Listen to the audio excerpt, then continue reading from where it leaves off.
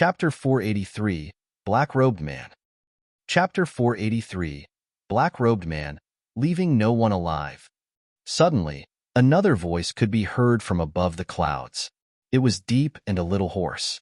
Although it wasn't loud, it reverberated through everyone's ears. Who would dare appear at a moment as such? All the cultivators looked over instinctively. From the horizons, a man in black robes strode over in an unhurried manner. Initially, it was just a blurry figure. However, he arrived in the blink of an eye. Everyone on the battlefield was surprised. That person walked extremely slowly as though he was taking a leisure stroll. However, by arriving instantly, he created a strong visual impact. Now that he was so close, everyone could finally see clearly. He had long shoulder-length black hair that fell freely like a waterfall. His face was extremely sharp and angled, and he possessed a frosty expression, emitting an aura that was equally cold. For some reason, after the black-robed man appeared, everyone on the black-robed man, including the 5 void reversions above the clouds, felt a sense of trepidation. There was no reason behind it. They merely felt fear and trepidation upon seeing that man, be it the Golden Core, Nascent Soul, or Void Reversion battlefield. All the cultivators stopped what they were doing and looked over instinctively. "You've come." The old immortal crane had a conflicted expression and sighed gently when she saw who it was. It was clear from the old immortal crane's tone that she knew the person. Everyone from Ethereal Peak, Sect Master Nian included, were in a daze. "It's him." Suddenly, among the dozens of Ethereal Peak nascent souls left, an old man who was clearly at the end of his life exclaimed, glaring at the black-robed man with his cloudy eyes. "He's back." The nascent soul old man shivered emotionally. "Little E, you've still got 3 years to your lifespan." Shifting his gaze, the black-robed man looked at the nascent soul old man and said calmly, "Little E?" Suzimo and the other cultivators of the younger generation were confused. However, Sect Master Nian, Xianyi, and the others shuddered. The name of that nascent soul was Ning E, and apart from the old immortal crane, he was the oldest Grand Elder of Ethereal Peak with a lifespan of over 1,000 years. Golden Cores had lifespans of 500 years. Nascent souls had lifespans of 1,000 years. Void reversions had lifespans of 5,000 years. Almost all the cultivators in the generation of that nascent soul old man had died of old age, leaving him. If the black-robed man before them addressed Grand Elder Ning E as Little E, didn't that mean that he was even older than the latter? The black-robed man should have been someone from more than 1,000 years ago, and that was why the generations from Nian onwards did not recognize him. Nian's heart skipped a beat when he saw the reaction of the old immortal crane and Grand Elder Ning E, as though he recalled something. Could it be him? Xianyi and the other Golden Cores gasped, exchanging glances. They had already guessed it. Outside Ethereal Peak, Ji Yaoshua looked at the newcomer with a confused expression and turned to ask, "Father, who is that? He seems to have some sort of a relationship with Ethereal Peak and is rather formidable." "I don't recognize him." The Emperor shook his head. Suddenly, his heart skipped a beat as he thought of someone. Someone that he had never seen before, but have heard of from the legends. The Emperor murmured, perhaps he should be the only one who would care nothing about the witch race. On the other side, Gu Shi and Demonis Ji heaved sighs of relief when they saw the black-robed man appear. Clapping, Demonis Ji laughed. "Hee, this senior still chose to appear." Gu Shi said, "With him, there's nothing to worry about for the Void Reversion battlefield. If I step in to stabilize the Nascent Soul battlefield, they should be able to tide through this calamity.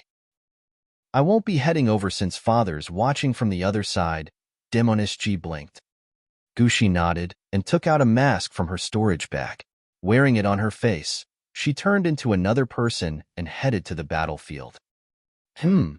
Far in the depths of the capital of Great Zhou, an old man sensed something and suddenly opened his eyes.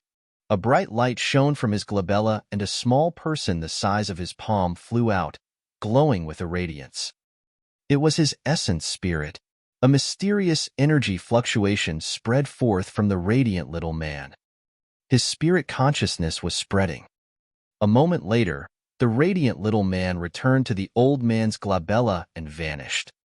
Letting out a long breath, the old man murmured softly, "To think that he would have returned. There's no wonder why he's the #1 paragon of Great Zhou back then. After not seeing him for 1,000 years, he has already cultivated to that point." The skies above Ethereal Peak. The black-robed man surveyed the surroundings. When he saw the corpses strewn all over, his expression did not change, and he merely commented indifferently, "It's truly been a long time since it was so crowded at Ethereal Peak." When they heard that, Xian-Yi and the others were even more certain about this man's identity. Su Zimo frowned. No matter how he looked at it, the black-robed man seemed like he had a deep connection with Ethereal Peak, as though he was a cultivator from it in the past. However, Su Zimo could not sense any bit of emotions coming from that man.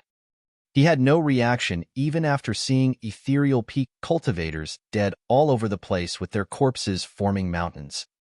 Indifferent, cold-blooded, and heartless. That was the first impression the black-robed man gave Su Zimo. 1,000 years ago. Suddenly, a thought flashed through his mind as he recalled a person. The first time he heard about that person was through the disheveled old man. Thereafter, he heard Senior Crane mention a little about him back in Thunderclap Valley. This was the owner of the mystic gold silk armor, someone who was invincible across the Foundation establishment and Golden Core realms in the north region of Tianhuang mainland in the past. When this person joined Ethereal Peak, his method of dispelling the 8 distresses formation was by killing everyone. Because he was cold, heartless, and extreme in his ways, the moment he showed signs of turning into a fiend, he was locked in Thunderclap Valley to reflect in seclusion. This was also the same person who found the Void Thunder manual in the ancient battlefield and placed it inside the mystic gold silk armor to await someone with affinity. Later on, this man descended into the Tao of the Fiend and betrayed the sect. He was the terrifying expert 1,000 years ago. Now, he has returned.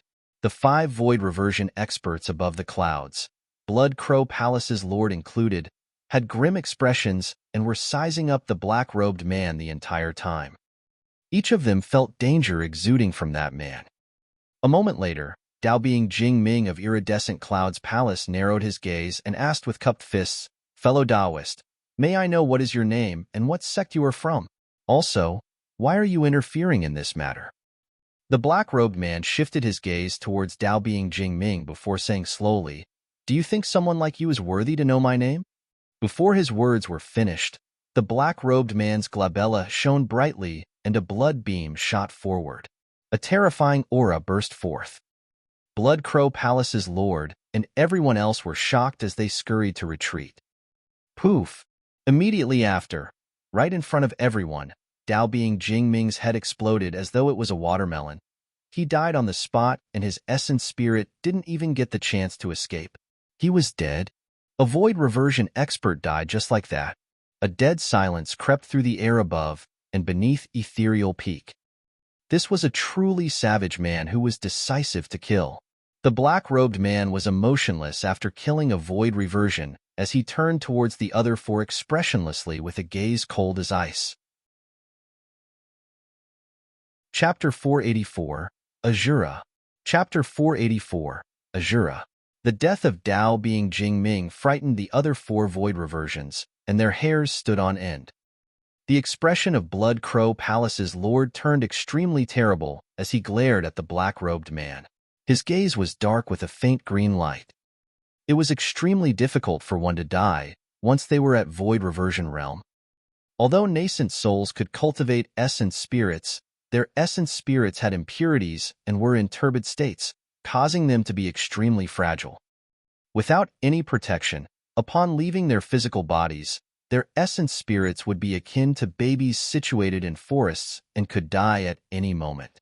A strong gust of wind, an exposure to the blazing sun, or even any slight activity could injure the essence spirit.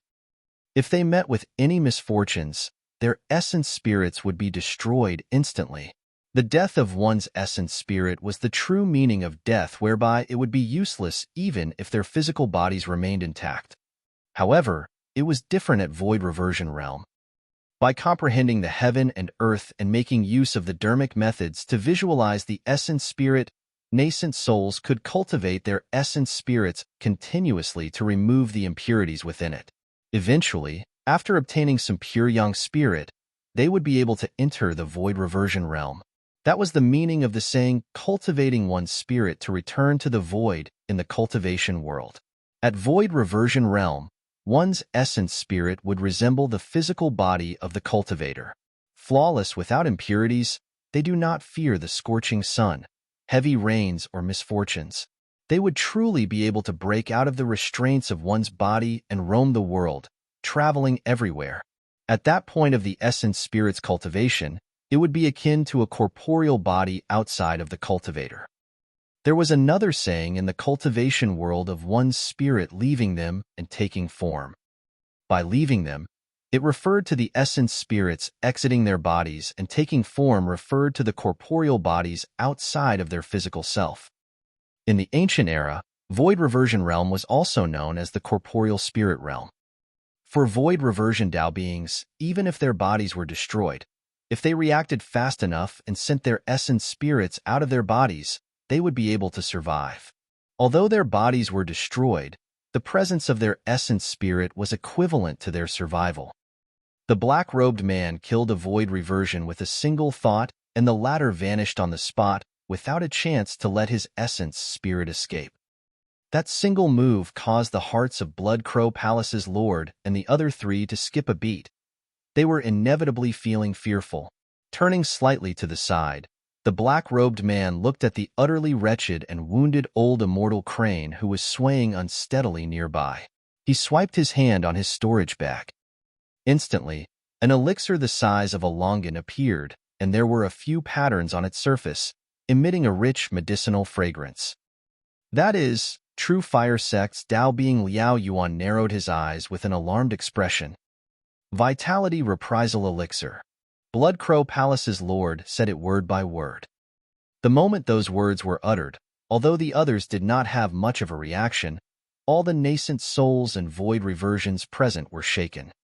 Dao being Liao Yuan glared at the elixir in the hands of the black-robed man with an extremely scorching gaze, wanting nothing more than to devour the latter's hand right now. A Grade 5 elixir, the Vitality Reprisal Elixir was created by the Elixir Emperor of the ancient era, and it illustrated the meaning of lucidity for one's final moments. No matter how badly injured a void reversion was, as long as they weren't dead and consumed a Vitality Reprisal Elixir, they would definitely instantly invoke a tremendous amount of vitality and their injuries would be completely healed. The Vitality Reprisal Elixir had long been lost on Tianhuang mainland. It was akin to a second life of a cultivator. The black-robed man sent the Vitality Reprisal Elixir before the old immortal crane through a single thought. Dao being Liao Yuan and the others were green with envy. A precious elixir as such was given out just like that. The few of them revealed jealous expressions, and their eyes shone with vicious glints. They even had thoughts of snatching it over for themselves. The old immortal crane had a conflicted expression and did not take it over immediately. Blood Crow Palace's lord sneered, "That old beast is at the end of her lifespan and is on the brink of death.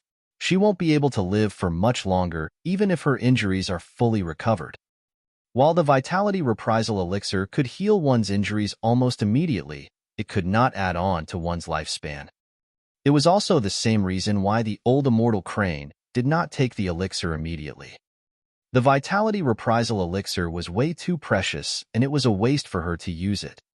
"I won't take back anything I give out," the black-robed man said indifferently. "You don't have to have any considerations as well. The reason why I'm giving you the elixir is to sever the karma between us." "But," the old immortal crane sighed gently, "the Vitality Reprisal Elixir is too precious and rare. As a void reversion, you need it as well." "I don't, because no one can injure me." The black-robed man's tone was calm without any fluctuations, as though he was talking about something that was only logical. Instantly, the entire place went silent. Almost everyone was stunned by the casual majesty revealed by the black-robed man through his words. Looking at the old immortal crane, the black-robed man continued, "You still have a sliver of hope." The old immortal crane understood what the black-robed man meant. Her sliver of hope was to recover her wounds by consuming the vitality reprisal elixir and make use of this great battle to advance in her cultivation realm. As long as she made a single step of advancement, her lifespan would increase exponentially and she would be averted from the imminent crisis of her expiring lifespan. As for Ethereal Peak, it would be blessed with the rise of a Dharma-characteristic realm pure-blooded ferocious bird. Little Crane cried softly with a concerned expression, urging repeatedly. Sect Master Ling Yun, Su Zimo, and everyone else looked at the old immortal crane, hoping that she could make use of this opportunity to gain rebirth through nirvana.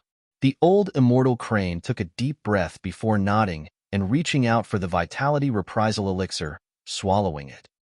The moment it entered her mouth, a tremendous amount of vitality burst forth like a tornado, surging through all her limbs to every single part of her body. The wounds on the old immortal crane were healing at a speed visible to the naked eye. Su Zimo and the others were elated when they saw that. If the old immortal crane could advance a step further, it would be a blessing in disguise. Although Ethereal Peak suffered great losses due to this calamity, if the sect had a Dharma-characteristic pure-blooded ferocious bird as its support, it would definitely be the strongest among the 5 major sects, and it would only be a matter of time before its rise. The black-robed man shifted his gaze towards Blood Crow Palace's lord and the others. "I know who you are." The palace lord harumphed coldly. "There aren't many cultivators at Void Reversion Realm with strength like yours. You should be the titular disciple of Asura sect, this generation's Asura." The black-robed man was expressionless. To think that the Asura notorious for killing would have crossed the North region to be a busybody here. Foo-foo, the palace lord sneered. The black-robed man was still silent, and his expression did not change. The palace lord gripped his fists and repressed the killing intent in his heart, saying darkly, "Asura, since you insist on interfering with this matter, I can take a step back. However, that person must leave with me." He pointed towards Su Zimo, who was beneath Ethereal Peak. Instantly, everyone from Ethereal Peak felt their hearts sink in despair. It was already unexpected that the black-robed man was able to protect Ethereal Peak. However, he had no relationship with Su Zimo, so how could he possibly offend someone of the witch race just for the sake of a Foundation establishment cultivator? The black-robed man shifted his gaze towards Su Zimo. For some unknown reason, Su Zimo felt a mysterious feeling inside his heart. The gaze of the black-robed man was as though he was looking at his successor of the younger generation and was extremely odd. After pausing for a moment, the black-robed man finally spoke with a single word. "No." Everyone was shocked. Nobody expected that he would choose to offend someone of the witch race just for a Foundation establishment cultivator. Furthermore, he was so decisive in his rejection. Chapter 485, Killing Indiscriminately. Chapter 485, Killing Indiscriminately. "Asura, you should know of my background. Let's each take a step back," the palace lord said with a dark gaze. "All I want to do is take away that Foundation establishment lad. That has nothing to do with you. If you continue pushing your luck..." Before the palace lord could finish, the black-robed man let out an impatient expression and interrupted. "I want to push my luck. What can you do about it?" Everyone was in an uproar. He was way too savage. He did not leave the other party a single way out at all. His reputation truly precedes him. It's no wonder why he was invincible across the Foundation establishment and Golden Core realms on Tianhuang mainland back then. "He's truly way too savage," Xianyi lamented. The disheveled old man sighed. "He is fearless even when the great Zhou royalty does not dare to interfere. He's truly incredible.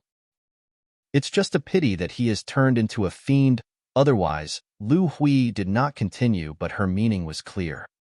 At this point of his cultivation, Su Zimo was no longer as resistant and negative towards the fiend sections. Iridescent Clouds Palace, Southern Mountain Sect, True Fire Sect, and Azure Frost Sect could be considered to be part of the immortal sects as well. They were self-proclaimed to be righteous and viewed slaying demons and fiends as their responsibilities.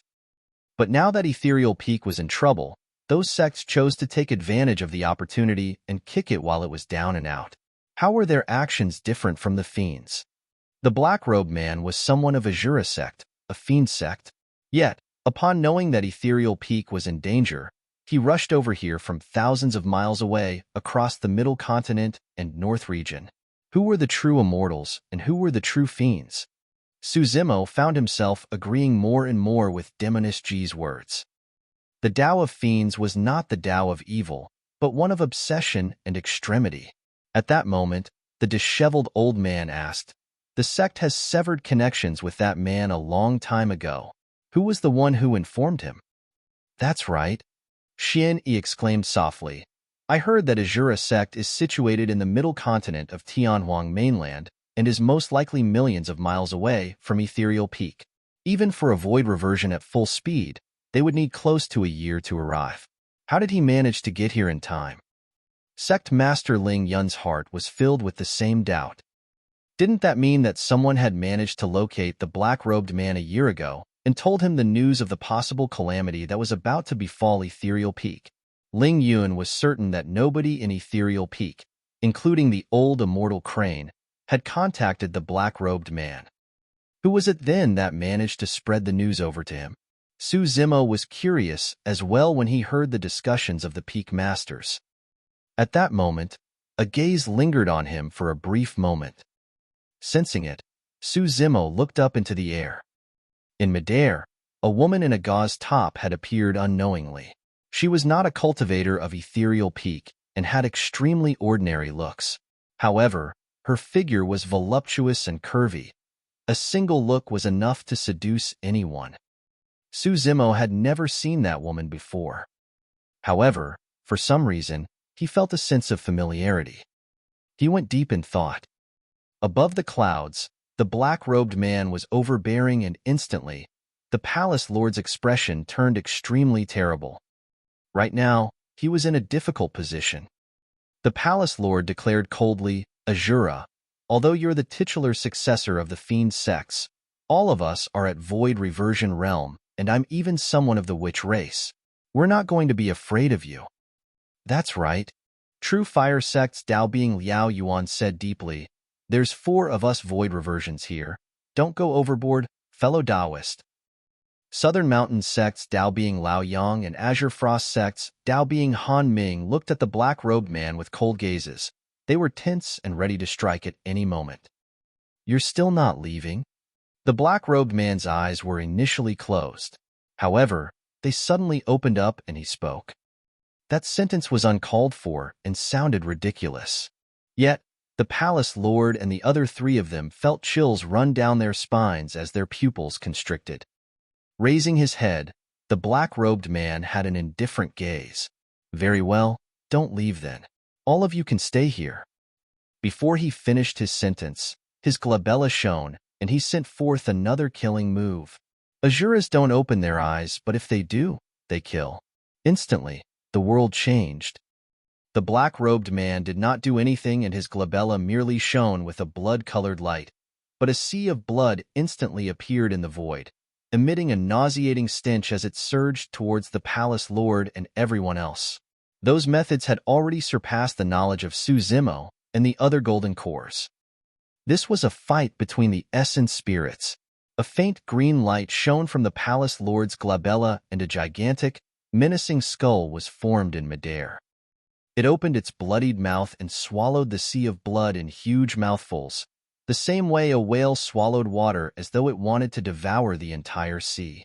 At the same time, the glabellas of Dao Being Han Ming, Dao Being Lao Yang, and Dao Being Liao Yuan shone brightly as their spirit consciousnesses were released, conjuring multiple phenomenons.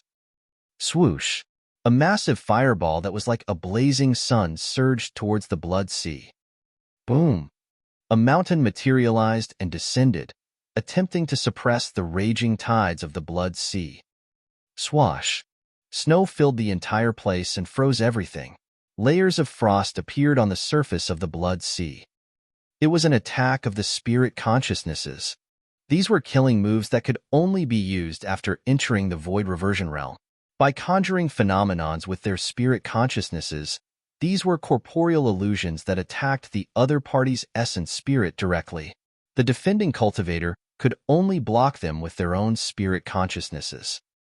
A fight between essence spirits was extremely dangerous, and a single misstep would lead to death. Previously, Dao Being Jing Ming of Iridescent Cloud's palace was attacked by the black-robed man's spirit consciousness, and instantly, his head exploded and his essence spirit was destroyed, resulting in his death. Kill. Right now, the black-robed man was fearless despite facing 4 opponents.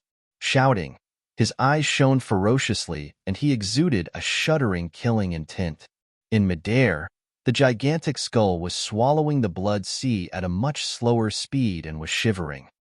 Crack, crack, crack. A series of cracks appeared on the surface of the skull. The palace lord's expression changed. At the same time, a sinister roar echoed from the depths of the blood sea. Bang, bang, bang. The ice on the surface of the sea suddenly cracked as one after another. Corpses with terrifying auras whirled their fists and destroyed the frost. Leaping out of the sea, they roared from the depths of their throats and floated in the blood sea. It was a mountain of corpses and a sea of blood. No matter which faction they were from, all the cultivators in the vicinity of Ethereal Peak felt chills upon seeing that. Those methods were truly shocking and struck fear through everyone. The blood sea surged and created massive waves, threatening to devour the entire world as it howled. Dao Being Hanming gasped. Xing. The fireball in midair was drowned by the blood sea, and its flames were extinguished. Dao Being Liao Yuan shuddered and blood drained from his face. In the spirit consciousness of Dao Being Liao Yuan's glabella, an essence spirit with his exact appearance burned with dense flames. Gradually, it dimmed and the flames on its body were extinguished. Dao Being Liao Yuan's life force was severed as he fell from midair. He was dead. Even though he was fighting against 4 people, the black-robed man managed to kill a void reversion in reverse. Boom! A thunderous bang sounded from the unyielding mountain in the middle of the blood sea as it was attacked by the corpses repeatedly. Before long, the mountain crumbled and was devoured by the blood sea. At the same time, Dao Being Lao Yang's essence spirit exploded in his spirit consciousness. He was devoured by the blood sea and turned into one of its corpses. Another void reversion had fallen. Chapter 486, Unable to Leave. Chapter 486, Unable to Leave. The moment the 5 void reversions above the clouds started fighting, the nascent soul battlefield continued on as well. Both factions were in the heat of the battle. You guys, go and kill Su Zimo. The faster, the better. Realizing that something was amiss with the situation, the Blood Crow King did not dare to be careless and ordered 10 nascent souls for that task. In terms of numbers and strength of nascent souls, Blood Crow Palace possessed an absolute advantage. From the side of Ethereal Peak, the remaining dozens of nascent souls that were led by Sect Master Ling Yun were filled with injuries and exhausted. They were almost unable to fight on anymore. The Blood Crow King transformed into his true form, which was a pitch-black crow with bloodshot eyes, and led the remaining nascent souls in a fiery battle against Ling Yun and the others. Unable to withdraw themselves from the situation, Ling Yun and the others could only watch as the 10 nascent souls charged towards Su Zimo. Su Zimo's heart skipped a beat. No matter how strong he was and how many trump cards he had, he could not withstand the might of nascent souls. At nascent soul realm, one could cultivate an essence spirit and could make use of the heaven and earth powers to release dermic arts. Even the simplest dermic art was more than enough to kill Su Zimo, who was at Foundation Establishment Realm with ease. As the 10 nascent souls charged towards him, Su Zimo conjured hand seals in midair. A terrifying energy fluctuation spread through the void. Not daring to be careless, Su Zimo released his spirit wings and chanted a sutra internally. He was already prepared to unleash the secret skill of the fiend sect's blood escape to flee far away. He could read the situation clearly. The black-robed man had terrifying strength and was extremely domineering. As long as he could survive a little longer and wait till the void reversion battlefield to settle down, Blood Crow Palace was bound to lose. All of a sudden, a slender figure appeared in front of Suzimo. It's her? Suzimo furrowed his brows slightly. The person before him was the seductive woman with the gauze top. You must have a death wish. You're asking for death? The 10 nascent souls that were charging over shouted, and had already released the dermic arts from their hands. There were razor-sharp long swords with rainbow ripples, crystalline fingers as thick as stone pillars, horrifying fists as heavy as mountains. The dermic arts filled the skies and surged over, almost engulfing the gauze-top woman and Suzimo entirely. The gauze-top woman's expression was unchanged, and her eyes flickered with ridicule. Suddenly, she smiled brilliantly, and a bedazzling and seductive glint shone from her eyes. Although the gauze-top woman had ordinary looks, her smile caused all the stars and moon to dim in color. Her eyes shimmered like the surface of water, causing everyone's hearts to skip a beat. In the blink of an eye, all the dermic arts vanished. All the cultivators were shocked by the methods of the gauze-top woman when they saw that. As for Suzimo, he had a vague guess about the gauze-top woman's identity after a moment of contemplation. Only a cultivator of the fiend sect's pure maiden sect could bewitch all living beings with a single action and smile. Although this woman wasn't Demoness G, she definitely had a deep relationship with the latter. By adding those information together with this person's cultivation realm, her identity was revealed almost instantly. It was the chief steward of Sky Treasure Auction House, Gushi. With the secret skill of pure maiden sect, Gushi removed all the dermic arts and seized the opportunity while the 10 nascent souls were distracted to raise her palm. Instantly, 10 cold flashes of light shot into the glabellas of the 10 nascent souls. After a brief pause, the eyes of the 10 nascent souls dimmed and they fell from midair one after another lifelessly. For nascent souls, they won't die even if their hearts were crushed. The true weakness of a nascent soul was their essence spirit. Gushi's counterattack did not show any mercy, and she crushed all 10 of their essence spirits instantly, causing them to die on the spot. Suzimo nodded silently. It was no wonder why she was of the fiend sections. All the itinerant cultivators of Blood Crow Palace and the nascent souls of small sects could not deal with the secret skill of pure maiden sect at all. Back in the ancient battlefield, Demoness G was restrained by the paragons of the Buddhist and immortal sects, and she even suffered a loss against the successor of Diamond Monastery. However, if she were to face these Foundation establishment cultivators here, a simple smile and wink from her could charm them into losing their minds. The Blood Crow King and the others were extremely grim when they saw the 10 nascent souls die. I don't believe that we won't be able to kill a mere Foundation establishment lad despite our numbers. The Blood Crow King had a vicious gaze as he grit his teeth, prepared to attack personally. The gauze-top woman spoke up. Her voice was charming, but her tone was indifferent. Everyone, you don't have to waste your energy with me around. None of you will get past me. Perfected being Tsonglang and the others had indignant expressions. What sort of merits and capabilities did Suzimo, a mere Foundation establishment cultivator, have such that 2 experts showed up in succession to defend him? Boom! Suddenly, a bang sounded from above the clouds. All the nascent souls stopped subconsciously and turned to look. They saw true fire sects Dao being Liao Yuan and southern mountain sects Dao being Laoyang fall one after another. Suddenly, the tides changed on the battlefield. Sensing that something was amiss, some people made an instant decision to retreat with the chaos and flee into the distance. Although the palace lord and Dao being Han Ming were able to defend against the impact of the black-robed man's blood sea, they were swaying and their expressions were pale as they grunted. Dao being Han Ming was thoroughly subdued by the methods of the black-robed man and kowtowed, declaring with a trembling voice, "Please be appeased, fellow Taoist. I know now that I'm in the wrong and I'll leave right now. never taking another step onto Ethereal Peak for the rest of my life. When they heard that, everyone from Ethereal Peak were emotional and almost wanted to roar into the skies as a pent-up frustration was released from their hearts. The feeling of a void reversion forced to the state of acknowledging his mistake, while swearing never to step foot onto Ethereal Peak again for the rest of his life, was ecstatic. Right then, the black-robed man's voice sounded above the clouds once more. "It's already too late for you to leave now." It was dead silent above and beneath Ethereal Peak. Everyone was astounded by the black-robed man's aura. Acknowledging his mistake? Swear? None of that mattered now. Even if he wanted to leave now, he couldn't. Dao Being Han Ming seemed to have been scared as well as he trembled. "What do you mean by that? Ivy already apologized."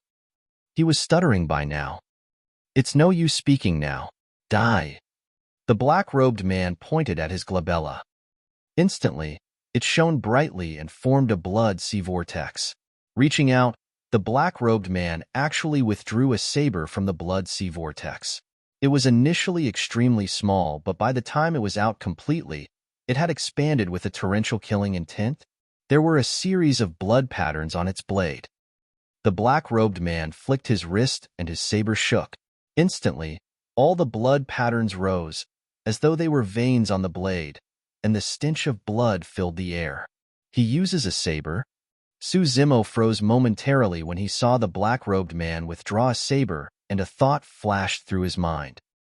Before he could think about it properly, his attention was drawn by the terrifying methods of the black-robed man. The black-robed man took a step forward and slashed in reverse. It arrived instantly and engulfed Dao Being Han Ming, sealing his escape path. "Don't go overboard." Dao Being Han Ming shrieked and tapped his glabella, withdrawing a shimmering flying sword.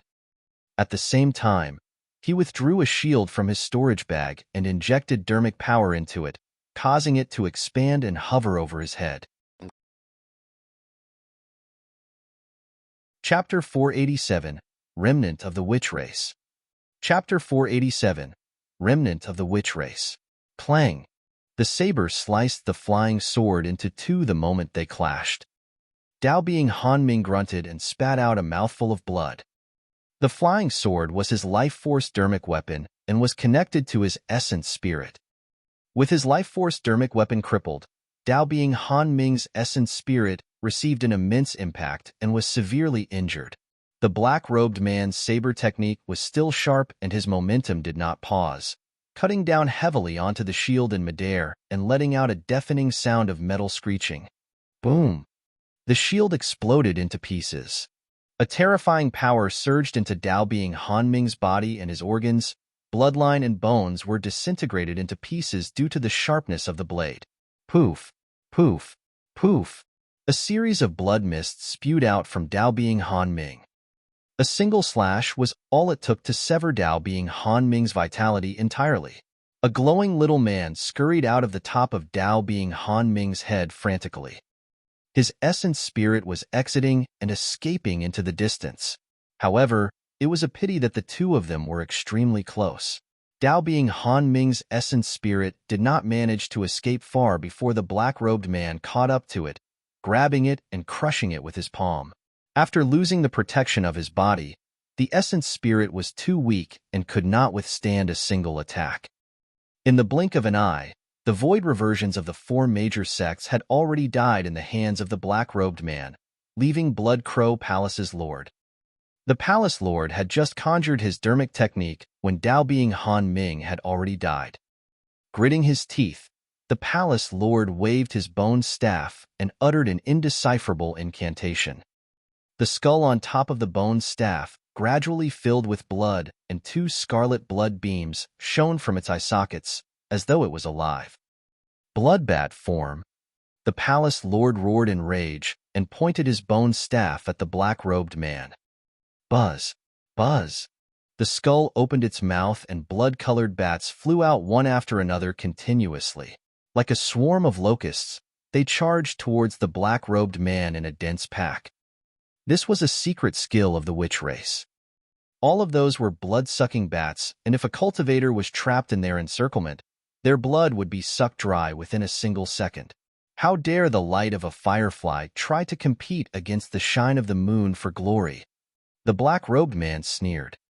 He did not retreat or dodge the looming swarm of bats and instead took a step forward and slashed again. The weather changed. That single slash seemed as though it had unleashed endless hell. The sky and earth collapsed. Endless firestorms descended from the skies and the ground ripped apart, causing scarlet lava to gush out. The vast land was filled with ugly scars and corpses were strewn everywhere. The blood bats cried endlessly upon entering that endless hell, and they disappeared before they could even get close. A look of panic flashed through the palace lord's eyes. Swoosh! In a flash, the black-robed man had already arrived before the palace lord. He slashed in reverse at an extremely fast speed, and the sound of ghosts wailing could be heard as his saber sliced through the void. The palace lord felt his heart skip a beat.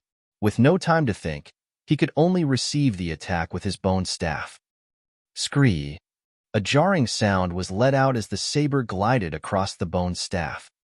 A faint imprint was left on the bone staff. The palace lord shuddered, and a mouthful of blood rushed up his throat before he swallowed it back forcefully. Although the witch race was one of the primordial 9 races, they did not have strong physiques, and neither did they specialize in melee combat. The palace lord was already severely injured from that single slash. With each breath he took, he could taste the damp stench of blood and feel a ripping pain in his lungs. It was proof that his organs were already injured. If the battle continued, it may very likely result in irrecoverable wounds for him. The palace lord burst in retreat and waved his bone staff, setting up faint green layers of barriers before him. As if oblivious to them, the black-robed man charged at them readily. Crack, crack, crack. The faint green barriers shattered repeatedly and could not stop the black-robed man at all. The black-robed man's gaze was icy cold, and his killing intent was chilling as he moved like a phantom. Sensing the killing intent of the black-robed man, the palace lord was finally nervous and shouted with widened eyes, "Asura, I'm someone of the witch race. If you dare take my life, you will bring about destruction for Asura's sect." Suzimo was secretly alarmed when he heard that. The tone of the palace lord was extremely tough and firm, as if he truly meant it. Could there truly have been super sects that were destroyed by the primordial 9 races on Tianhuang mainland?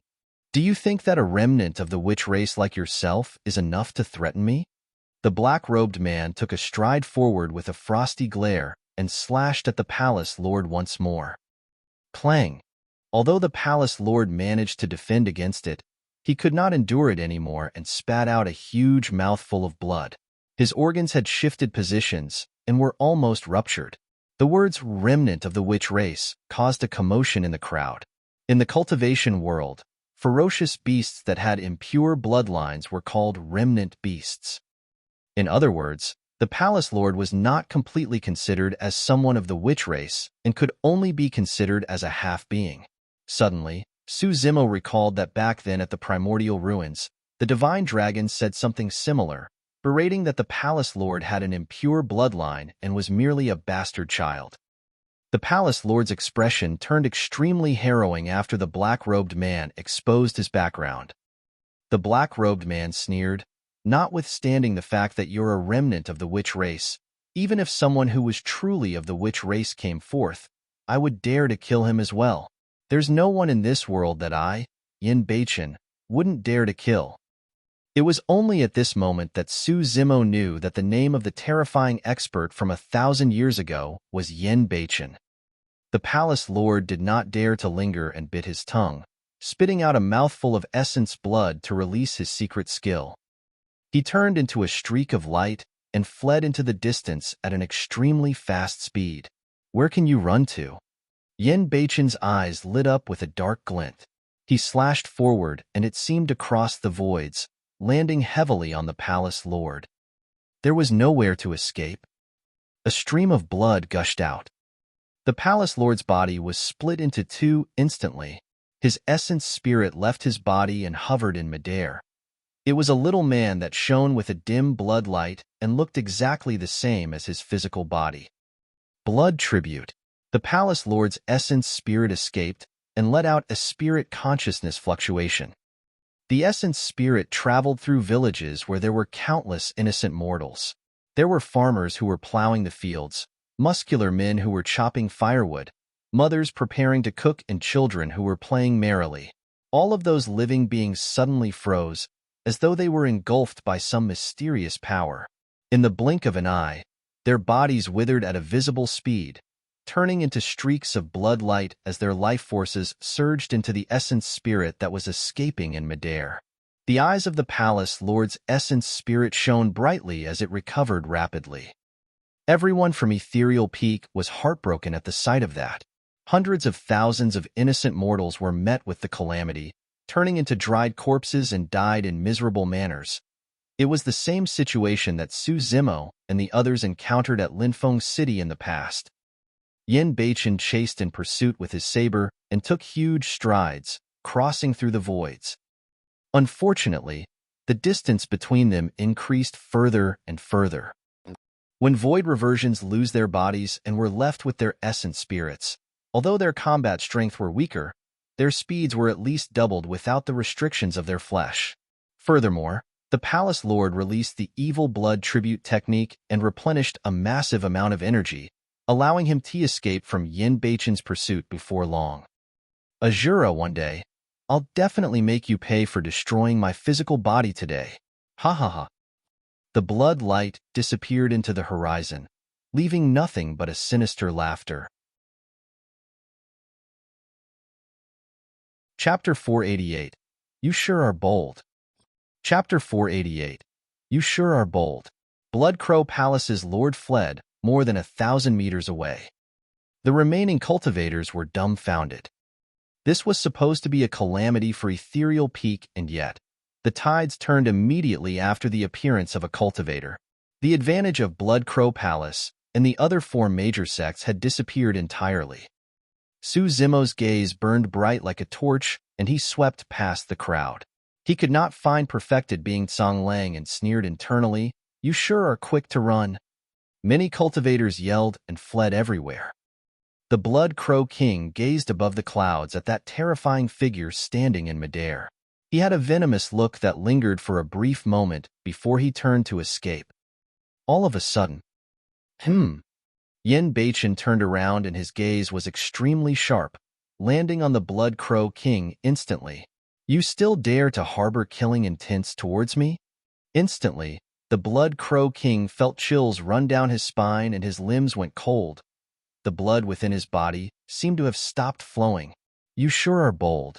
A massive shout echoed through the clouds, reverberating through the ears of many cultivators in a deafening manner. Immediately after, a gigantic saber beam descended from the skies and swept through the void, as though it wanted to slice the world apart. Boom! The ground shook and the mountains trembled. The saber beam burst into the crowd that was escaping and blood mist spewed everywhere.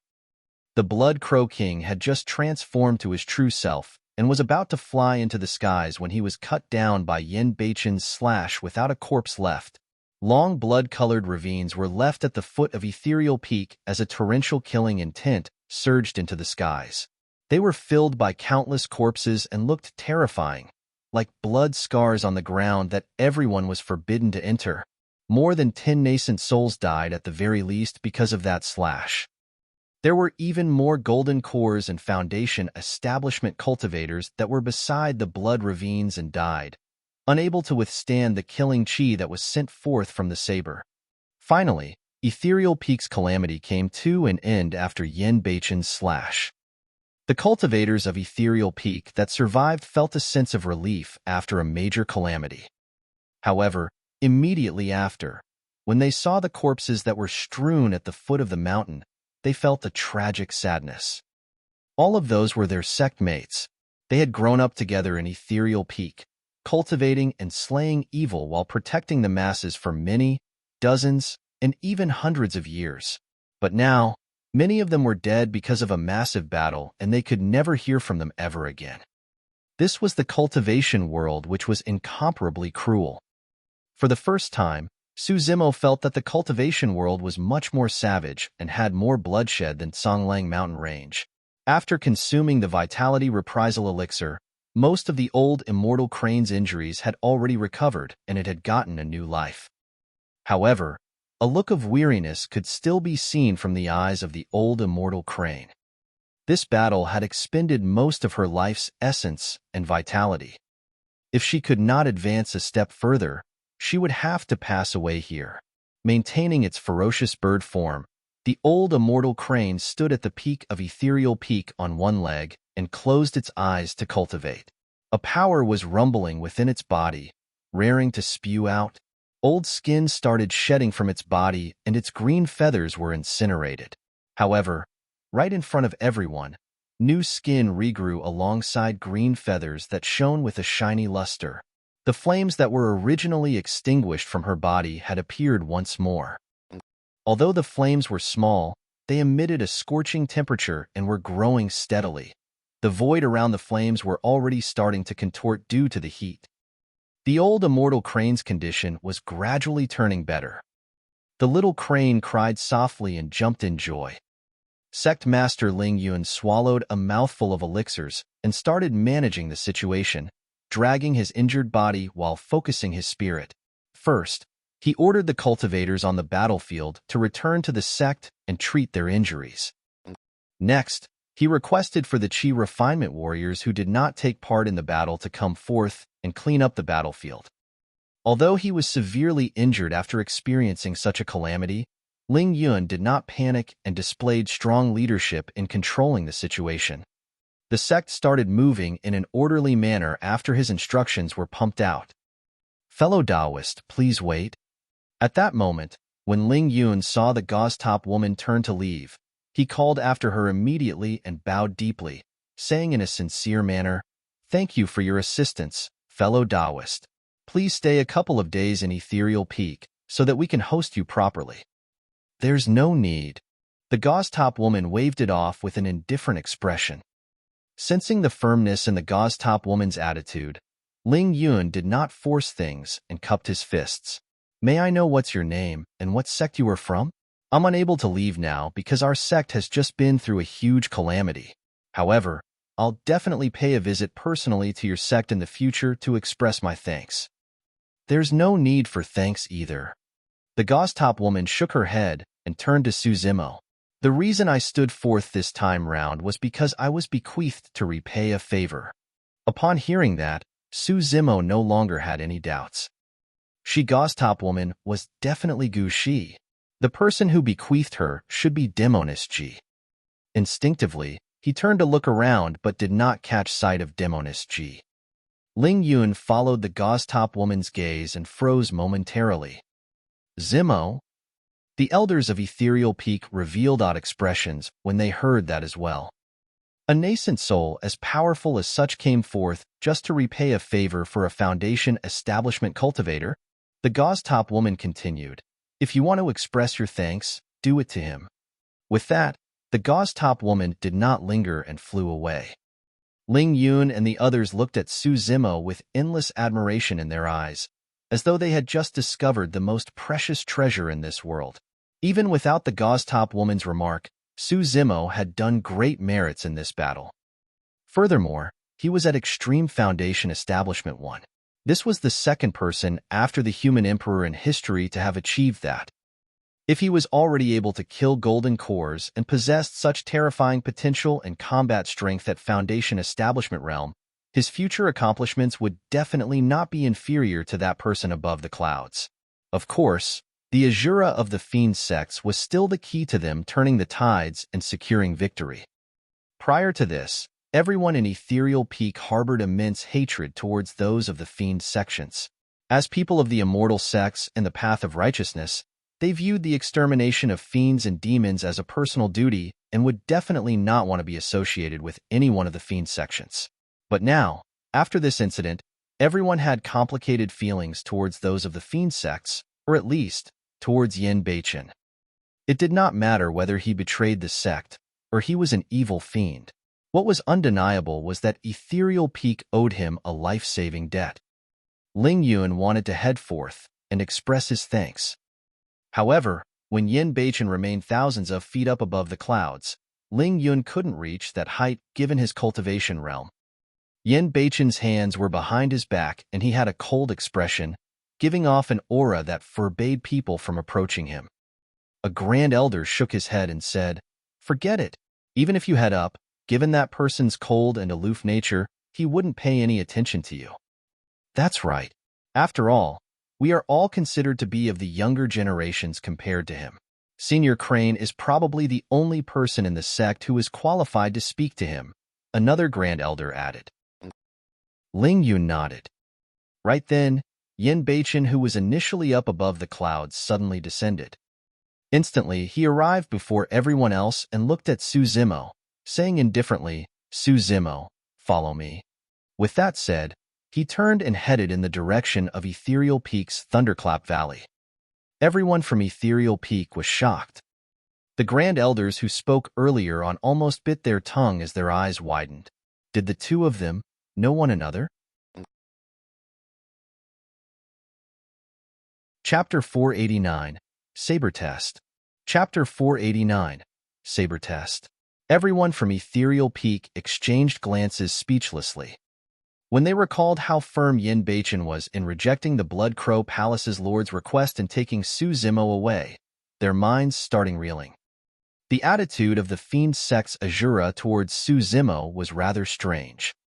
It did not seem as though he merely cherished the fact that Su Zimo was at Extreme Foundation establishment.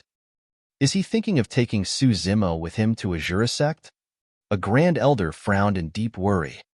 After all, Su Zimo's potential was way too great, and there was a chance that Ethereal Peak would rise in glory if he remained in the sect. Let's not think too much about it. Even if that's what he wants, there's nothing we can do, and there's no one who can stop him either. That's right. In the void not far away, everyone from the royal family of Great Zhou watched on with shocked expressions, taking a long time to recover.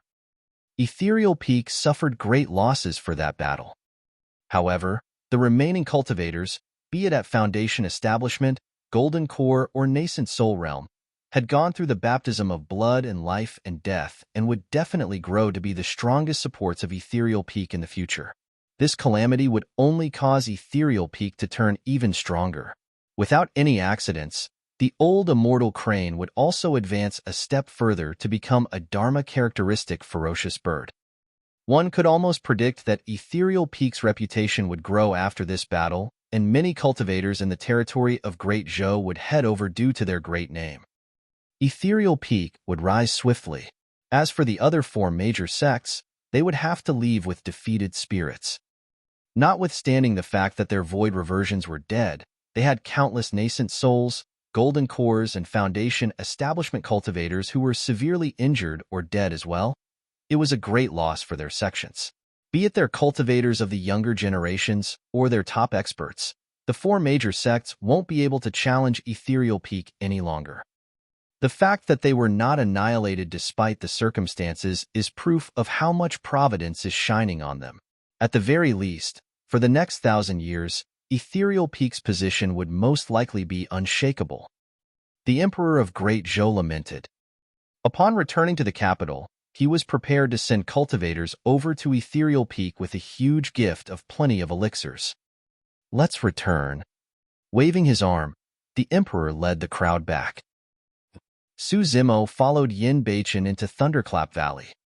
Waving his arm, Yin Beichen set up a barrier that isolated the sounds of rumbling thunder outside. Thereafter, he turned to look at Su Zimo quietly with a scrutinizing gaze. You were the one that obtained the secret skill inside the mystic gold silk armor? Suddenly, Yin Beichen asked. Su Zimo nodded. Thank you, senior. Yin Beichen pouted his lips. The Void Thunder Manual is a secret skill that's said to be the Thunder Emperor's compilation of his life's work before his ascension back then. Unfortunately, I only managed to obtain a page of it in the ancient battlefield. The Thunder Emperor? It was no wonder why the demonic chi in Su Zimo's bloodline could be purged just through the mantra of a single page. It was because the Void Thunder Manual had such a powerful origin. A moment later, Yin Beichen asked, You were the one who obtained the Saber Emperor's inheritance in the ancient battlefield. I was. Suzimo admitted to it. The Sea Calming Manual had been lost for many years, and it was normal that the cultivators of the Great Zhou dynasty could not recognize it.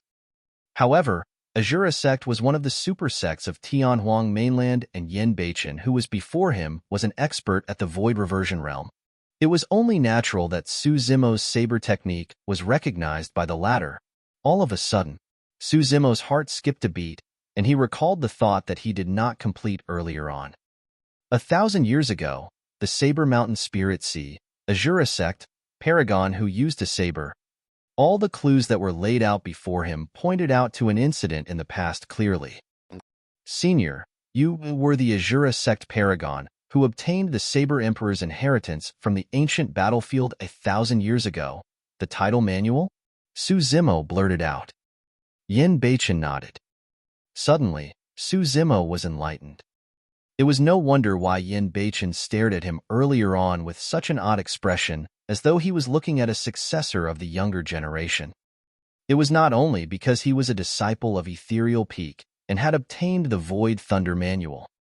It was because one after another, they obtained the inheritance of the Saber Emperor as well. Go on, attack. Let me see how much of the Saber Emperor's inheritance you managed to comprehend. Yin Beichen raised his palm lightly, and endless spirit chi gathered towards his palm.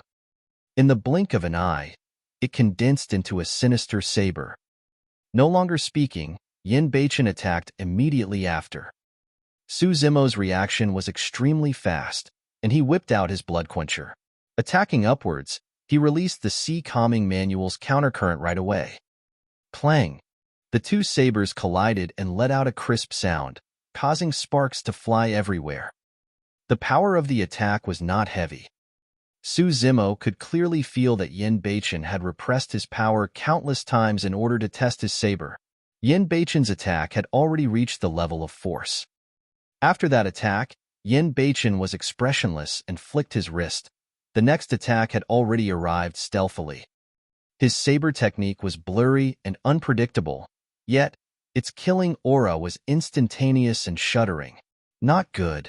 Suzimo's heart almost exploded. Against that killing intent, Suzimo truly thought that Yin Beichen was about to kill him. Instinctively, he unleashed his spirit wings and was about to retreat backwards. However, the moment his spirit wings were summoned, they dissipated and turned into specks of light that scattered in the void. Needless to think, that must have been done by Yin Beichen. Suzimo buckled his knees and channeled his bloodline, wanting to dodge backwards. Immediately after, to his horror, he realized that there seemed to be 3 walls erected on his left, right, and back. He could not move and could only stand motionlessly on the spot. Use your saber. Yin Beichen's voice sounded coldly, or die. Nobody could question the killing intent of the Fiend Sect's Asura. He had said previously that there was nobody he couldn't and wouldn't dare to kill in the world. An Asura did not require reason to kill. Yin Beichen's attack was one of the stances from Asura Saber. Asura Sect's Fiend Heir, by you, had used it before in the ancient battlefield as well, and it was the exact same move. However, although they were exact, the might that was produced from Yin Beichen was worlds apart. That attack was ethereal and was imperceivable. Although Suzimo felt so terrible he wanted to throw up, he had nowhere to retreat. Taking a deep breath, Suzimo composed himself and closed his eyes instead, choosing to follow his heart. Suddenly, he slashed out at the void before him. It was the ripple stance of Sea Calming Manual. The entire void seemed to drawn in by that slash, and spirit chi swirled, as though it was creating a massive vortex. Under Yin Beichen's pressure, the vortex stance had also reached the level of force. Although the saber was only slashing at an empty spot, it possessed a centrifugal power of attraction that instantly broke through Yin Beichen's Asura saber's intense state. The initially imperceivable saber was now appearing. Clang! The two sabers collided once more and retraced upon a single contact. A subtle hint of admiration could be seen flickering through Yin Beichen's eyes. Carry on. His voice was still cold as ever without any emotions. The Sea Calming Manual was a saber technique comprehended by the Saber Emperor at the seaside. Be it in terms of toughness or flexibility, it was majestic and overbearing, unlike Asura's saber. Asura's saber was a technique that was purely created for killing, and every single move was sinister and lethal. The two different techniques, one righteous and one evil, were supreme secret skills in the Tao of the saber. Yin Beichen continued attacking in succession, and the angles of his attacks were tricky. They withdrew, lifted, or were hidden. Every single attack was filled with boundless imagination that left one speechless. Against such a saber technique, Su Zimo could only deal with them using the ripple stance of the Sea Calming Manual, fighting gentleness with gentleness. Su Zimo's ripple stance turned increasingly mature against that immense pressure, and a saber force that was akin to ripples on the surface of water started to appear gradually. Chapter 490, Tidal Manual. Chapter 490, Tidal Manual. A moment later, Yin Beichen retracted his saber and stood upright. Su Zimo heaved a sigh of relief, and he could barely contain the joy in his eyes. Apart from the final stance of the Sea Calming Manual, which he was still unable to produce, he managed to comprehend the force levels of the other four stances completely. It was all because of the pressure that Yin Beichen gave him that he was able to comprehend them so quickly. Otherwise, even if he practiced against air for dozens of years, he might not be able to reach this step unless he had another opportunity. If cultivators wanted to grow, they would have to grind against the brink of life and death continuously. Of course, what truly brought joy to Su Zimo was not only because he managed to comprehend the realm of force. More than that, under the pretext that they were both on the same power level, he was not weaker than this number one paragon of Tianhuang mainland North region in the past in terms of his saber technique.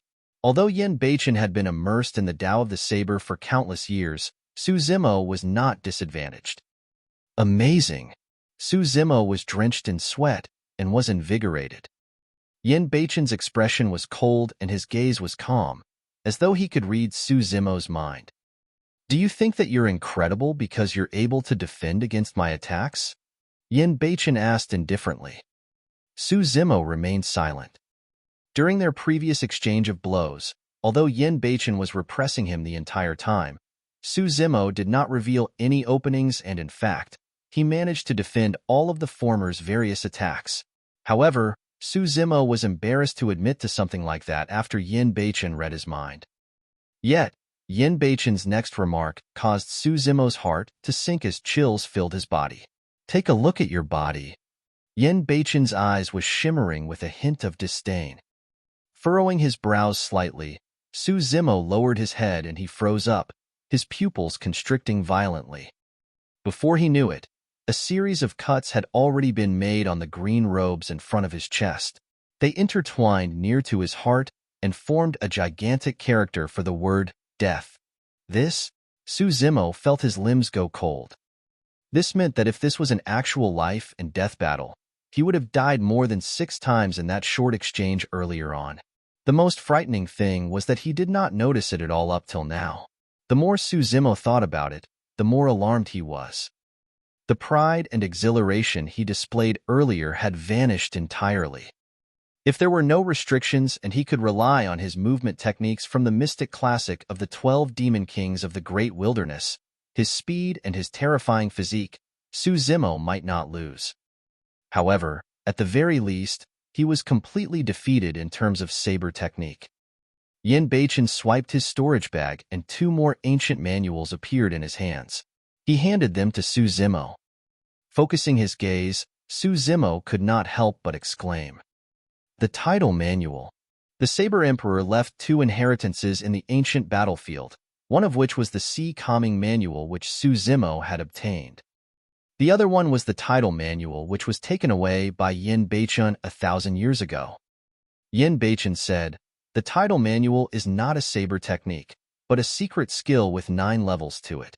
It was created by the Saber Emperor in the past while he was at the seaside, observing the ebb and flow of the tides. He combined that as a skill together with the Tao of the Saber, and it possesses the obscurities of the universe. The Tidal Manual and Sea Calming Manual complement and complete one another. After cultivating the Tidal Manual, you'll be able to utilize the Might of the Tide. At level 1, each time you make an attack, there will be an additional layer of power to it, and that's the Tidal Might. Su Zimo seemed to have an understanding. Yin Beichen continued, at level 1 of the Tidal Manual, you'll experience a 10% increase in strength. At level 2, 20%. Don't look down on the percentages because in actual combat, the difference will be significant. Su Zimo was secretly shocked. If he managed to cultivate to level 9 of the Tidal Might, it would be equivalent to an additional 90%, and that would be akin to twice of his strength.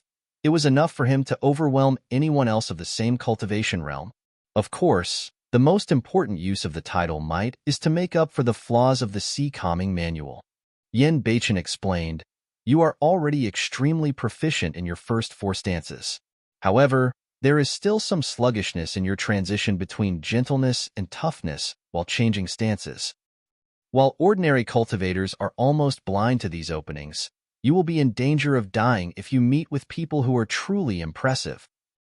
Suddenly, Su Zimo was enlightened. Indeed, he had experienced slight sluggishness while he was practicing his saber techniques earlier on.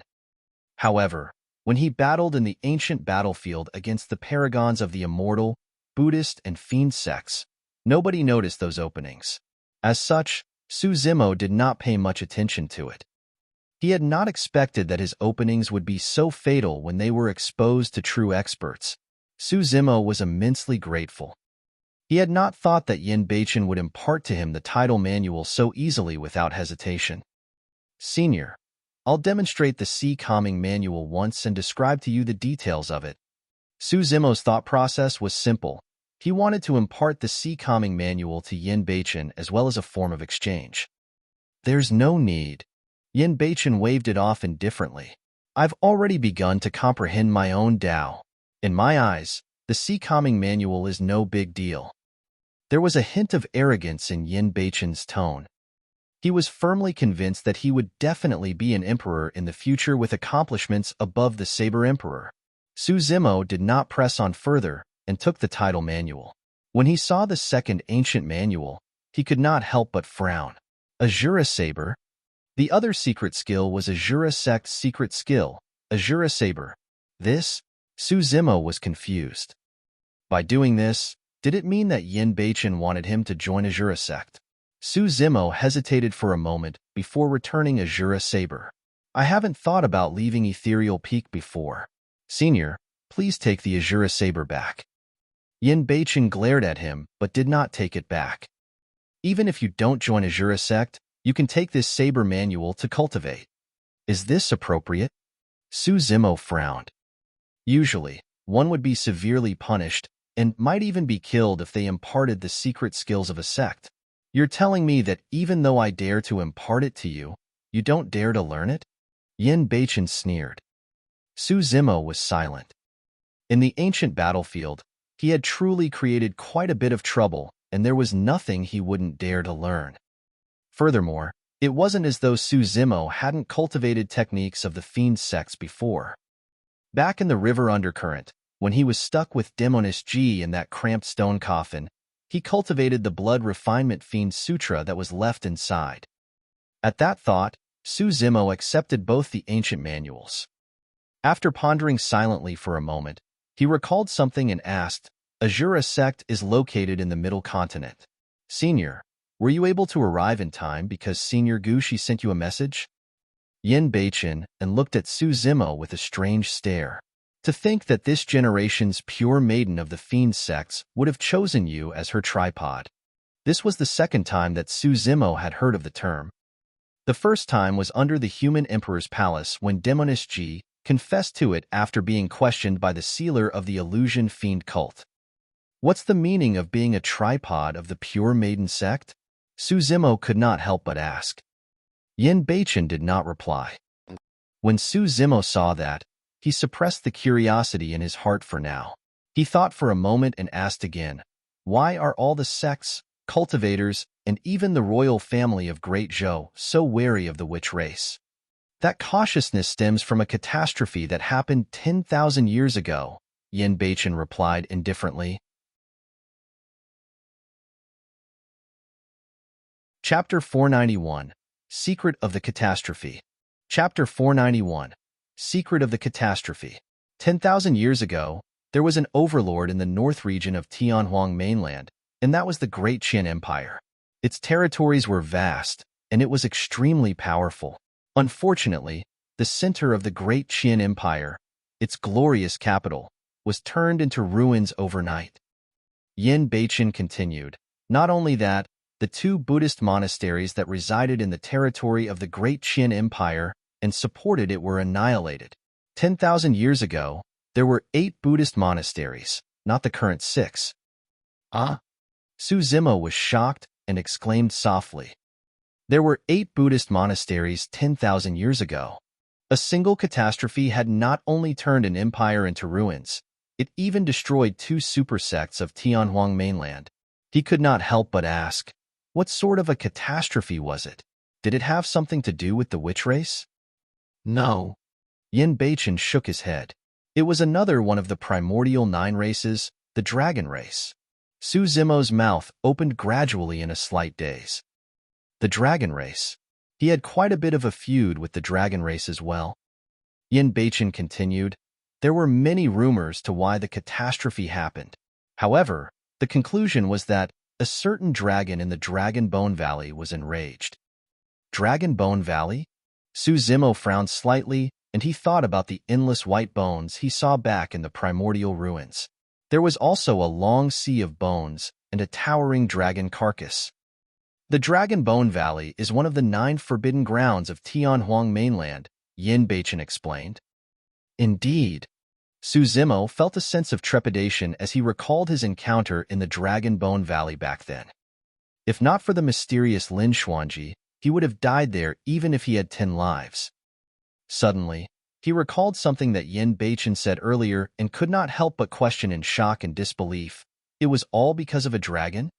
A single dragon was enough to bring the Great Qin Empire and 2 super sects to ruins, changing the state of Tianhuang mainland's north region entirely? That's right. Yin Beichen nodded. An ancestral-level divine dragon. As though he could tell that Su Zimo did not understand the concept of an ancestral-level divine dragon, Yin Beichen added, his combat strength can match the human emperor. Su Zimo was stunned. A moment later, Su Zimo composed himself and continued asking, how many ancestral dragons are there in the dragon race? No one knows. Yin Beichen replied, however, the ancestral dragons are not the strongest of the dragon race. The dragon race also has a dragon emperor whose power is far beyond the ancestral dragons. Suddenly, Su Zimo felt like he was being suffocated and was in immense pressure. If an ancestral dragon could fight against the human emperor, who in the world could stop a dragon emperor if it was born? Yin Beichen continued, the primordial 9 races are innately strong from birth and can wipe out almost everyone else at the same cultivation realm. Throughout history, there has been countless emperors, but among them, there are less than 10 emperors of the human race who can go against the emperors of the primordial 9 races. Su Zimo remained silent. That was the difference between them. Humans were born weak, and that was a fact that couldn't be changed. The experts of the primordial 9 races are already able to fight against emperors of the human race when they were at the ancestral level. They did not even have to be emperors themselves. After a brief pause, Yin Beichen said, the reason why humans were able to win the ancient war was because of the birth of the human emperor. He was a supreme hero who shocked history and could look down on all other emperors. At the mention of the human emperor, even someone as prideful as Yin Beichen revealed a tinge of admiration in his tone. At that point, Su Zimo gradually understood. What the royal family of Great Zhou was fearful about was not the Blood Crow Palace's lord, but the true experts of the witch race. Blood Crow Palace's lord is merely a remnant of the witch race with an impure bloodline. Otherwise, his combat strength wouldn't have been so pathetic. Now that his physical body was destroyed by me, he won't be able to recover in a short period of time, and Ethereal Peak is in no danger for now. However, Yin Beichen paused for a moment before changing the topic. You've been extravagant in your ways in the ancient battlefield, killing the fiend heir of malevolent Earth Sect and destroying Poison Sect while defeating Glass Palace. You'll have to watch out from now on. Glass Palace and Malevolent Earth Sect are located at the north region of Tianhuang mainland. Su Zimo's heart skipped a beat. Although no one else in Xintian City apart from Jiqing Tian and the others knew of his background, given the strength of Glass Palace and Malevolent Earth Sect, if they truly wanted to hunt him down, it would just be a matter of time. The only way for him was to hide in seclusion without coming forth. However, what worried Su Zimo even more was that Glass Palace's Pei Chunyu was severely injured and escaped into the Fog Valley with his fate unknown. There was a chance that he would have survived and made it back to Tianhuang mainland. That man was a latent danger. For the first time, Su Zimo felt that there were way too many latent dangers around him. Glass Palace, Malevolent Earth Sect, Poison Sect, Blood Crow Palace's Lord. The moment all of those latent dangers erupted, the outcome would be unimaginable. He had to get stronger as quickly as possible. With those latent dangers ticking down, the only shot he had at survival was to get stronger as soon as possible. Yin Beichen turned around to leave, but paused for a moment before remarking indifferently, "You're at Extreme Foundation Establishment and is the second person in history to do so apart from the human emperor. However, you have to understand that before you form a core, everything is merely a dreamscape." In the super sects of Tianhuang mainland, Foundation Establishment cultivators are only outer sect disciples, and they will only become inner sect disciples after forming a core. That was the difference between super sects and Ethereal Peak. In Ethereal Peak, golden cores could become elders. However, in those super sects, they were only inner sect disciples. Yin Beichen added, "I heard that Divine Phoenix Island produced a monster incarnate. Although you're at Extreme Foundation Establishment, you're probably only on par with him." Su Zimo did not reply. He could not possibly divulge the identity of Divine Phoenix Island's monster incarnate. Everyone in the cultivation world knew right now that the Divine Phoenix Island's monster incarnate's right hand was a precious piece of Divine Phoenix bone. If the mighty figures and patriarchs of various factions were to come fight for it, no one could protect him at all. Additionally, although phenomenons are the strongest techniques available for golden cores, there's a difference in strength between the phenomenons. Yin Beichen said, "The golden core phenomenons you experienced earlier were the low-end ones with limited power. If you meet with golden cores with ancient phenomenons, even an early-stage golden core would be able to kill you."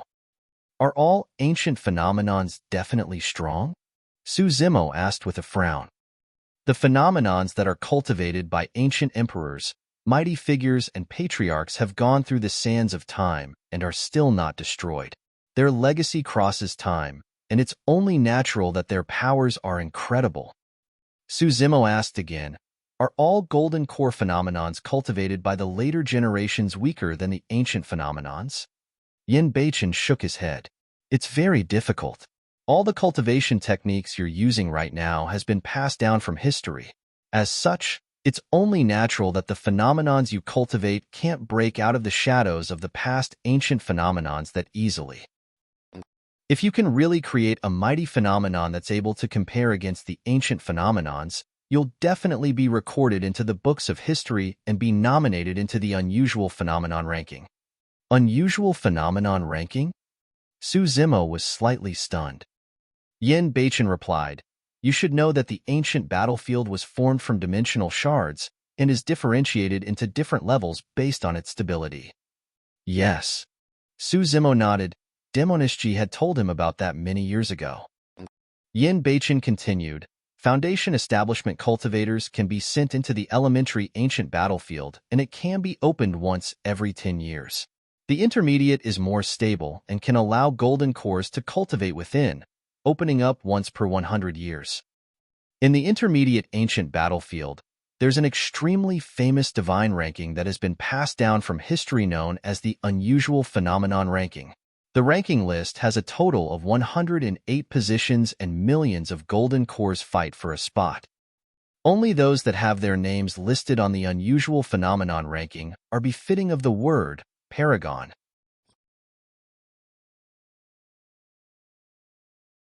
Chapter 492, Divine Powers. Chapter 492, Divine Powers. Yin Beichen said, I'm sure I don't need to elaborate more about the benefits of the ancient battlefield. Both you and I are beneficiaries of them. Su Zimo nodded. If he hadn't entered the ancient battlefield, there was no way he would have cultivated to his current cultivation realm within a short period of time. Be it the path of immortals or demons, Su Zimo was already half a step through to creating a core. Furthermore, he wouldn't have been able to unlock 9 spirit meridians and reach the legendary Extreme Foundation Establishment realm. He wouldn't have had a chance to obtain the secret skill, Ancient Dragonification Manual, and the Khanate Spirit Weapon, the Coiling Dragon Seal either. Su Zimo had truly benefited way too much from the elementary ancient battlefield. The intermediate ancient battlefield only opens up once every 100 years, and the unusual phenomenon ranking refreshes once per 100 years as well. Yin Beichen continued, apart from fame throughout the cultivation world, the higher one's name was on the ranking list, the more benefits they would obtain. There's a very high chance for one to obtain a massive opportunity and skyrocket from that point. Su Zimo's heart skipped a beat, and he suddenly asked, Senior, what was your ranking on the unusual phenomenon ranking in the past? Number 1. Yin Beichen replied calmly, as though he was recounting something that couldn't be any more normal. All of a sudden, both Su Zimo and Yin Beichen sensed something and turned around, gazing into the distance. On a mountain peak, the old immortal crane stood with bedazzling green feathers that burned with fiery flames. Its body seemed to have gotten much larger than before. The red crown on its head seemed like it was a massive fireball. It had broken through. The old immortal crane was already a void reversion, pure-blooded, ferocious bird to begin with. Now that it advanced a step further, it was akin to a Dharma-characteristic Tao lord of the human race and had broken through the restraints of heaven and earth, breaking free from its imminent crisis of an expiring lifespan.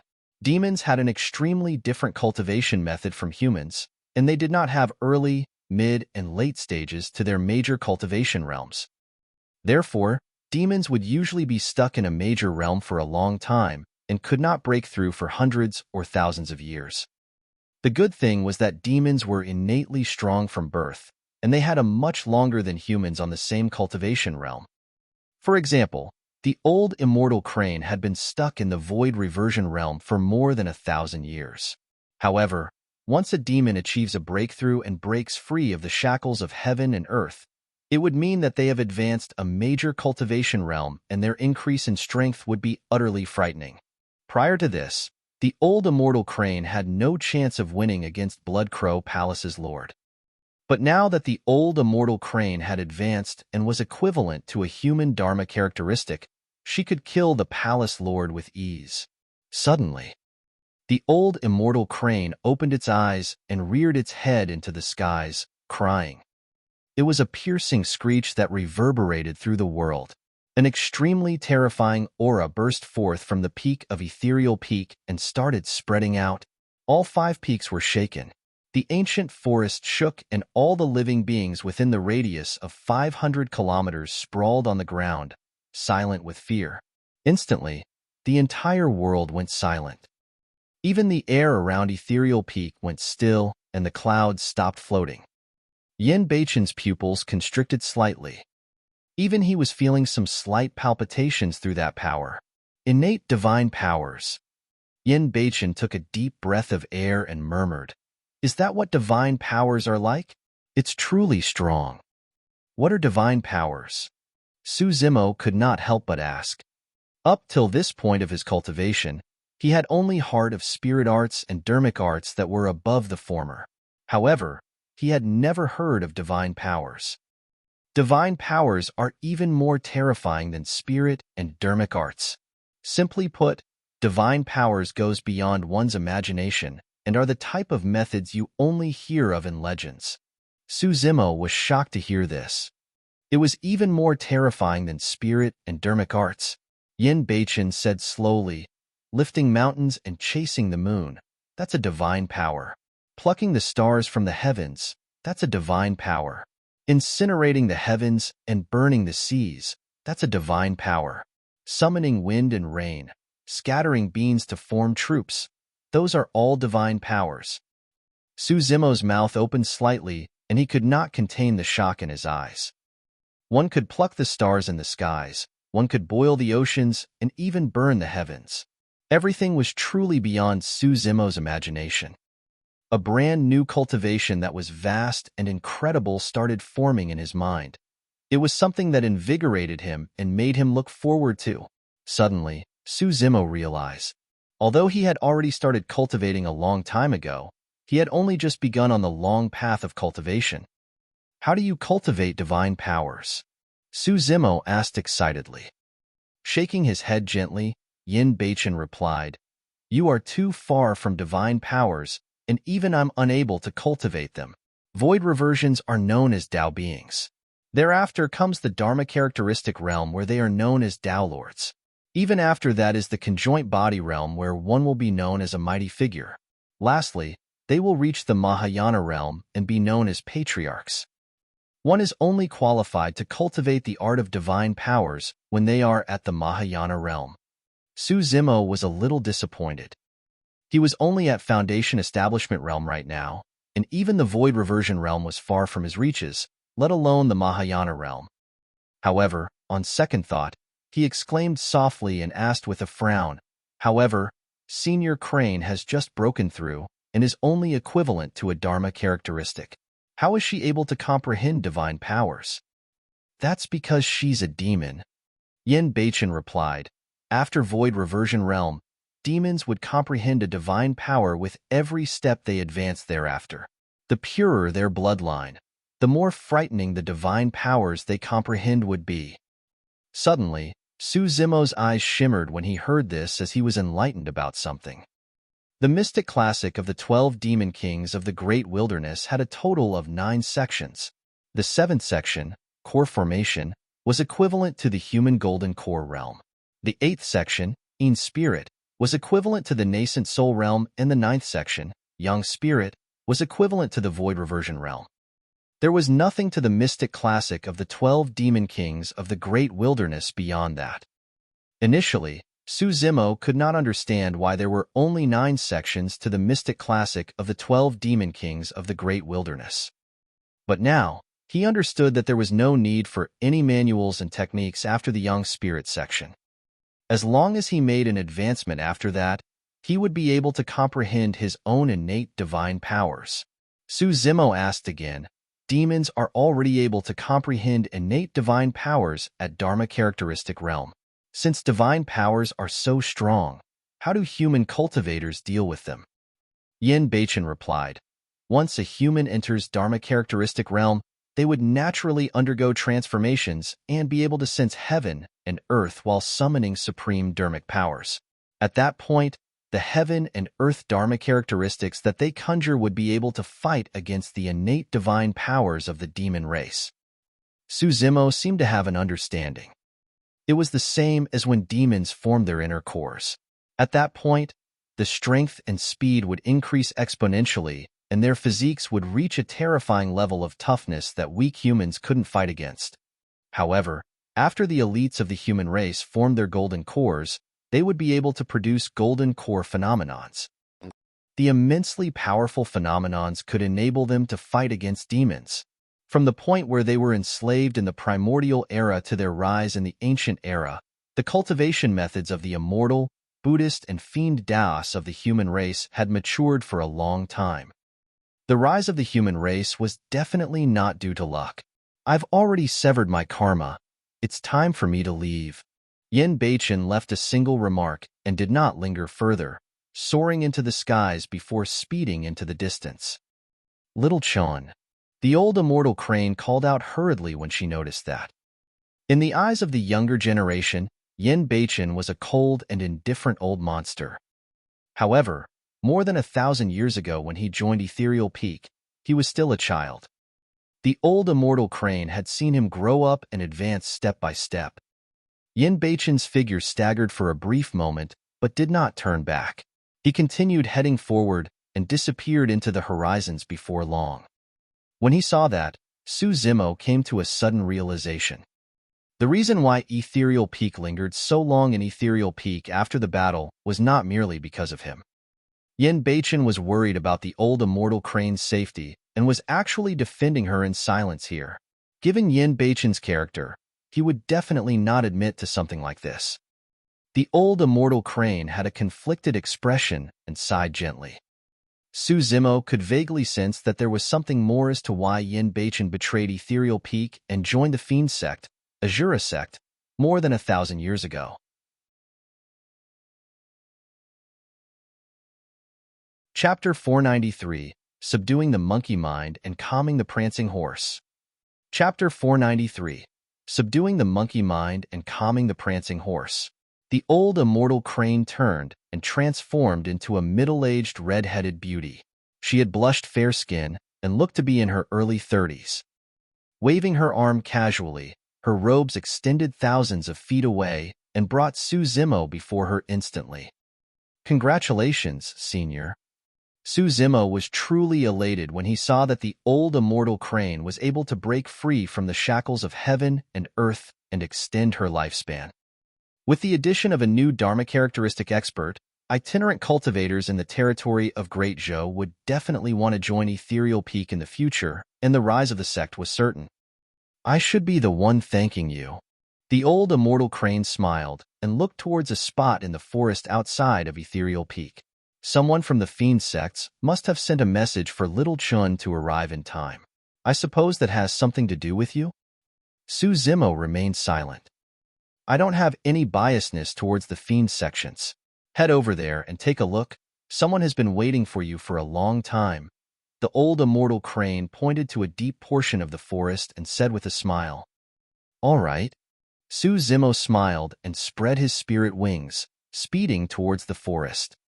In the depths of the forest, a pink figure stood upright with black hair that fell like a waterfall. Her long dress accentuated her curvy figure to its best.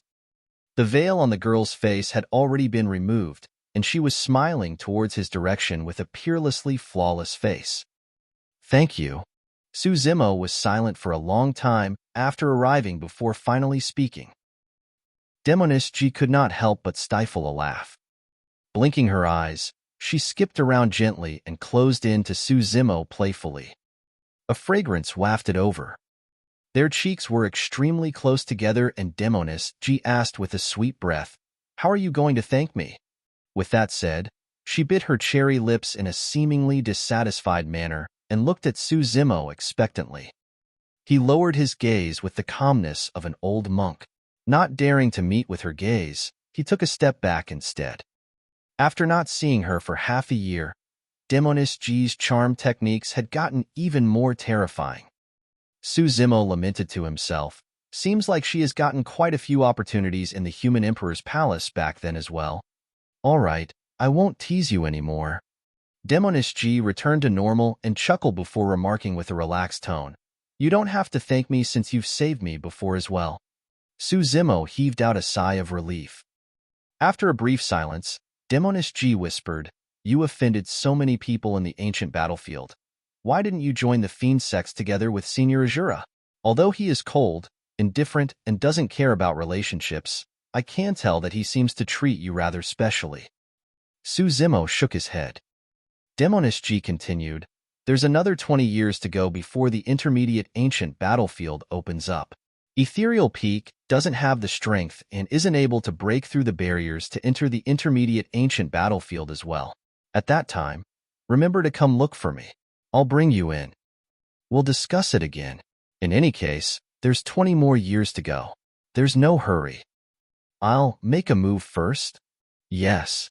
Seeing that Su Zimo had no intention of asking her to stay, Demoness Ji was secretly frustrated and harumphed gently in a begrudging manner. She had just turned around when his voice sounded, somewhat hesitantly, "What's the meaning of the Pure Maiden sect's tripod?" Demoness Ji's back was facing Su Zimo, and a hint of shyness flickered through her eyes. Hiding it swiftly, she turned around with a fake smile. "What do you think it means?" There was a saying in the cultivation world that tripods were members of the opposite sex captured and used by evil cultivators to increase their cultivation realms. They would use the tripods to do a double cultivation method by using the tripod's yin to replenish their yang, or vice versa. Tripods were akin to slaves, and most of them ended up in miserable states, dying from a complete exhaustion of their yin or yang essences. Naturally, Suzimo had heard of that saying before. However, he did not believe that the pure maiden sex tripod was the same thing. I don't know, he shook his head. Demoness G smiled. Tripods are naturally used for cultivation. When he saw that Demoness G clearly did not wish to elaborate, Suzimo did not question further. I'm going. She waved to Suzimo with her back facing him.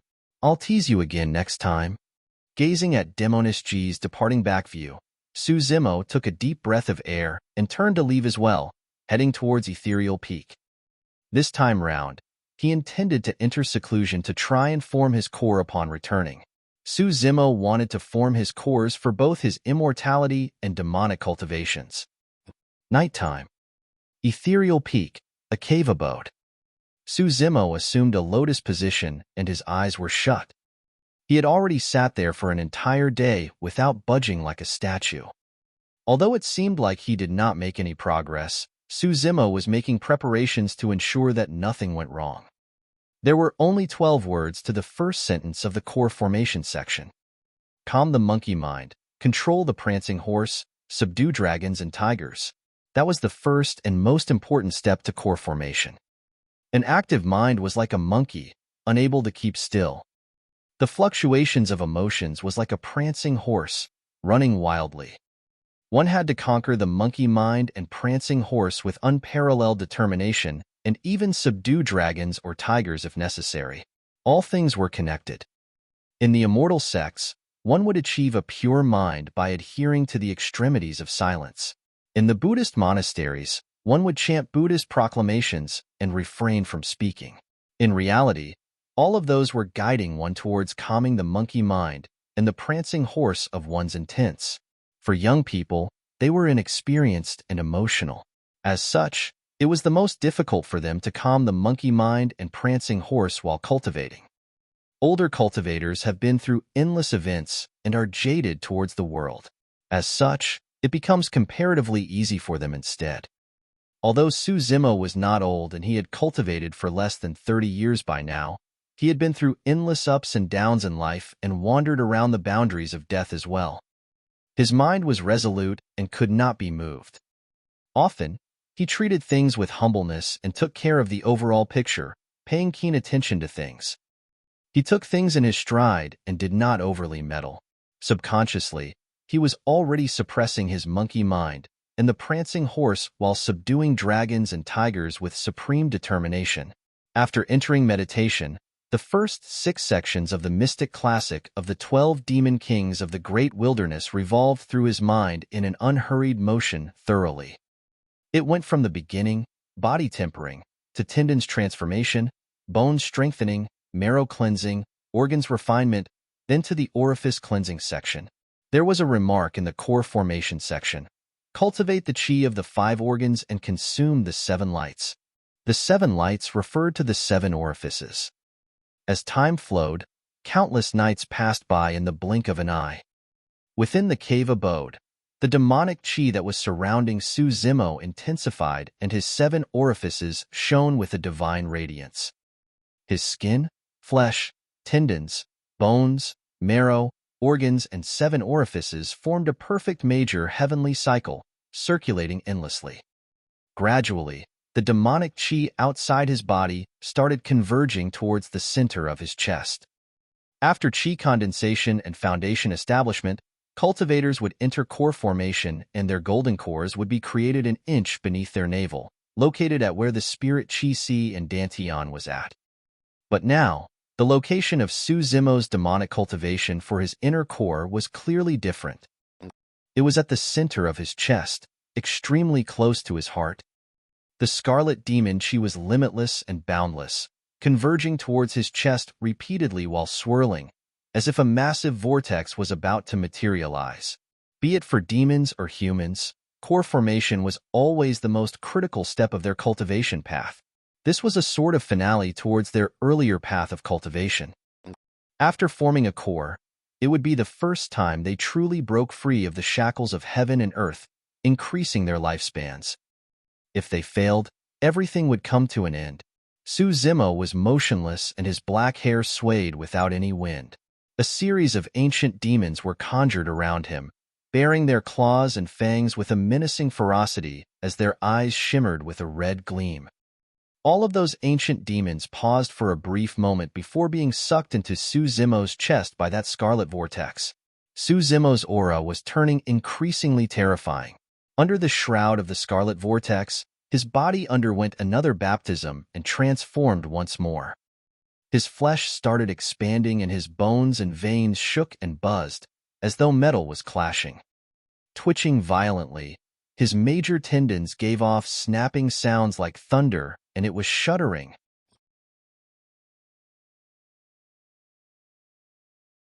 Chapter 494, Inner Core Formation. Chapter 494, Inner Core Formation. At the back mountain from Ethereal's main peak, the old immortal crane felt something and jolted awake from her meditation cultivation. More than 10 days ago, Ethereal Peak experienced a calamity and suffered immense losses. Up till now, many cultivators were still healing and had not recovered completely. Even though the old immortal crane was in cultivation, she was paying attention to any activity within the sect keenly. Right now, she was in the Dharma characteristic realm and her strength had grown immensely. Her essence spirit's cultivation had also deepened as well. When released, her spirit consciousness could travel thousands of kilometers away, and every single slight activity would be noticed by her. She sensed the strange situation on Suzimo's side a long time ago. What a strong aura. He's about to break through. Although the old immortal crane was at the back mountain, her spirit consciousness engulfed Suzimo's cave abode and saw everything clearly. As time passed by, the shock in the old immortal crane's eyes deepened. Even a pure-blooded ferocious beast doesn't have such a strong demonic technique within its lineage memories. She murmured to herself sternly, "This lad truly has too many secrets on him."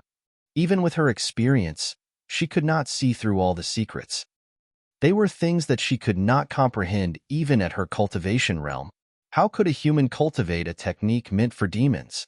In the primordial era where the thousands of races reigned, an apocalyptic battle broke out and countless races were destroyed, going extinct. The races that remained formed a massive group that became known as the demons to the later generations. Therefore, there were many different types of demons, and birds, beasts, flora, fishes, and even insects were considered as part of it. A massive bear that was as big as a mountain could be considered as a demon. However, the same could be said for an ant as tiny as a speck of dust, or even a blade of grass in the forest. There were many legends in the cultivation world of grasses and wood obtaining spirits and gaining the Tao. The myriad of varieties meant that every single demon had a different body structure, and it was even more different when compared to humans. For example, flora demons did not have skin, flesh, tendons, bones, or organs. Bull demons had 4 hooves and 2 horns, while snake demons had no legs nor horns. The old immortal crane truly could not imagine how there would be a demon technique that a human could cultivate in this world, let alone one that was so terrifying. Unless there was a single possibility. It was a technique that retained all the essence of various demon cultivation techniques. By sieving out the portions that were suitable for a human to cultivate, one could combine all of those together. However, that was a massive project and would require unimaginable effort and focus. Even the ancient emperors wouldn't be able to do it. Who was it who could have created such a cultivation technique? What was the point of this cultivation technique's existence? Could this terrifying being have spent endless effort and hard work just to create this demon cultivation technique to impart to Suzimo? The old immortal crane fell into deep thoughts. It was pitch black within the cave abode. Suddenly, Suzimo opened his eyes and it was extremely sinister, like 2 flashes of lightning streaking through the dark night. Swoosh! He stood up and his flesh expanded. His bones shifted with a series of cracking sounds and his entire body grew, as though he was about to break through the clouds. It was akin to the rise of a massive ancient demon in the darkness. Bang! Boom! Boom! Su Zimo's body continued growing endlessly, and his head was almost bursting through the ceiling of the cave abode. The entire place shook as though it was about to collapse at any moment. Broken rocks fell on Su Zimo's head continuously, but he was perfectly fine. For a disciple such as Su Zimo, the layout of his cave abode was already similar to that of a golden core. It was spacious and had a high ceiling. Without the use of external objects, golden cores could soar through the air and reach 100 feet in height. Naturally, the height of the cave abode had to be more than 100 feet. What was 100 feet akin to? It was similar to a building with 10 levels. Now that Su Zimo was breaking through the roof of the cave abode, it meant that his body had already grew to the height of 100 feet. Energy surged into his body endlessly and gathered around his chest. His body expanded rapidly and caused his flesh to tear open, creating blood mists. His bones were cracking nonstop, and even his major tendons were being extended to their limits. Su Zimo was covered in blood. His immensely strong regeneration abilities were healing his injuries repeatedly. Healing after being destroyed, healing after being destroyed. The cycle continued. The aura that was given off by his body was turning increasingly terrifying. The process of his flesh tearing and regenerating was extremely unendurable. Su Zimo was undergoing unimaginable torment. A long time later, finally unable to hold it in, he slouched his spine and opened his mouth, revealing veins that burst forth from his neck as he let out a thunderous roar from the depths of his throat. Roar! It sounded like a dragon and a tiger, spreading through the entire place and shocking the world. Night was the time for birds and beasts to roam and hunt for food, and their roars and cries could be heard everywhere. However, after Su Zimo's roar, all the mountains nearby fell into complete silence. The old immortal crane jolted awake from her thoughts, and her heart skipped a beat. The glabella of the old immortal crane shone, and she released her spirit consciousness swiftly, forming a pitch-black light barrier that isolated Su Zimo's cave abode from the outside world. No one could check on him using their eyes or spirit consciousness. Su Zimo's demonic cultivation must not be revealed yet. Cultivators bore a deep-rooted grudge towards demons, and that was a fact that was difficult to change. If they knew that Su Zimo was undergoing demonic cultivation, the other cultivators of the sect would not be able to accept it. The commotion it would cause would be too great. Many nascent souls and golden cores were alarmed. Thinking that a strong foe had arrived, they came forth from their cave abodes one after another despite the fact that their wounds were not fully healed. Gazing over, everyone caught sight of a light barrier and could not see what was going on inside. Leave first and continue healing up. There's nothing important happening here. The old immortal crane's voice rang in everyone's mind. All the ethereal peak cultivators heaved a sigh of relief and returned, albeit with slightly confused gazes. Everyone had heard that roar loud and clear. Even the nascent souls of the sect felt their hearts skip a beat. What demon was that? It sounds terrifying. I don't know, but its background shouldn't be simple. It should have been taken down by Senior Crane. Many cultivators of the sect discussed in hushed whispers as they went their separate ways. They could not see that the cave abode that was within the pitch-black light barrier had already collapsed. In the rumbling dust, a towering figure more than 100 feet tall stood. Unknowingly, Su Zimo's clothes had already been torn apart, revealing defined bronze muscles that shone with a metallic luster. Blood vessels surfaced on his body, one after another, as the green veins lined the entire place in a terrifying sight, as though snakes were crawling everywhere. This was a body that could be described as perfect. A series of terrifying phantoms surrounded that body, exuding ancient auras. There was a desolate bull that plowed the heavens, a mighty and towering rock bear, a swiveling anaconda, a wild sanguine ape, a rampant divine steed, a cruel hell's tiger, a wind leopard that traversed the winds. The 7 ancient demons that he had cultivated up to this point of the mystic classic of the 12 demon kings of the great wilderness were appearing, baring their fangs and claws in a frightening lifelike manner. A round ball of blood was swiveling in Su Zimo's chest, beside his heart, and emitting a rich demonic chi that was the inner core of the demon race. Inner core formation, success.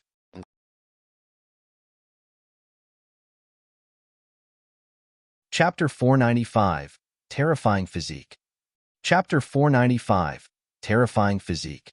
Sensing the 7 ancient demons that were revolving around him, Su Zimo gained a semblance of realization. There were already 7 demon kings up till this point of his cultivation. In other words, 5 more had yet to appear.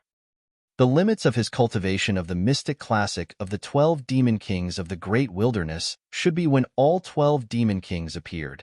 Su Zimo did not know who were the other 5 demon kings. In the mystic classic that Dai Yu left him, the Yin spirit section was a mystery. Given his current cultivation realm, he could not understand it at all. A blood-red inner core swiveled slowly within his chest. Su Zimo could barely contain the joy in his eyes and merely gripped his fists gently. With every single action he took, he could sense the massive power coming from each part of his body that seemed to be able to crush mountains. It was a leap in quality. Su Zimo withdrew a supreme-grade flying sword from his storage bag and injected spirit energy to it. The sword shone brightly with a cold intent. Su Zimo flicked the blade with his finger gently. Buzz! The blade quivered. The clash of his flesh and a supreme-grade flying sword had actually caused the sound of metal clashing to be emitted. Circulating his spirit energy fully, the spirit C in Su Zimo's dantian surged and 9 spirit meridians appeared. He took a deep breath of air and with a blazing gaze, struck the supreme-grade flying sword heavily against his arm. Clang! The flying sword was repelled.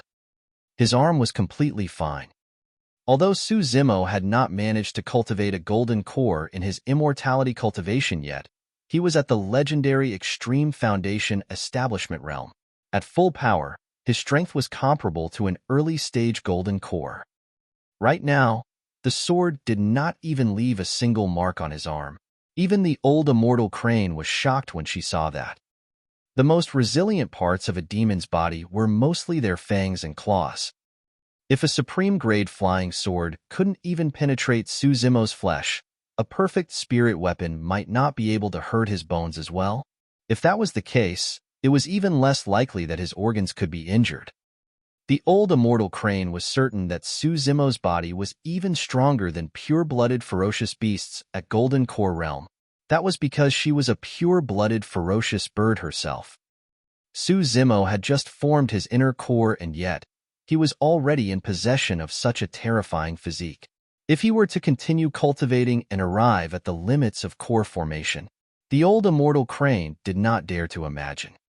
Piak! Right then, a crisp sound rang out from Su Zimo's cave abode. The old immortal crane's pupils constricted and her heart skipped a beat. Su Zimo was holding onto the dim shards of a broken sword with both palms. The supreme-grade flying sword from earlier on was snapped by his bare hands. The old immortal crane was a little stunned, and her eyes widened while her mouth opened. She suddenly recalled the little mysterious pitch-black beast of unknown origins that Su Zimo had brought back 4 years ago. As she thought about the terrifying fangs and claws of that little mysterious beast, she could not help but lament, this lad's physique is probably comparable to Night Spirit by now. Until now, she did not know of Night Spirit's origins. Both of them are monsters. The old immortal crane could not help but add another remark mentally. Compared to Su Zimo and Night Spirit, her bloodline as a pure-blooded ferocious bird was akin to the bloodline of a domestic fowl. In the cave abode, looking at the broken sword in his palms, Su Zimo thought about that fateful night when Dai Yu imparted to him the mystic classic of the 12 demon kings of the great wilderness, and could not help but go into a daze. She once mentioned that he had to reach the 7th section, core formation, if he wanted to seek revenge from perfected being Conglang. Right now, he was there. 8 years have passed since that night. His entire journey up till his point had been surreal. As he recounted the times he spent in the cultivation field back in Pingyang Town with Dai Yu, Su Zimo went silent and gradually entered a trance-like manner. Zimo. Suddenly, the voice of the old immortal crane sounded within the cave abode. Don't get distracted. You have just formed a core, and you have to continue cultivating to stabilize your cultivation realm. Su Zimo jolted awake. It was only at that moment that he realized how much of a mess his breakthrough had created. His cave abode had already collapsed, and dust was rumbling everywhere as debris laid on the ground. The reason why the other cultivators were not alarmed was due to the pitch-black light barrier in his surroundings. Su Zimo bowed hurriedly. Thank you, Senior Crane. He shocked himself with his comment. His voice had changed completely.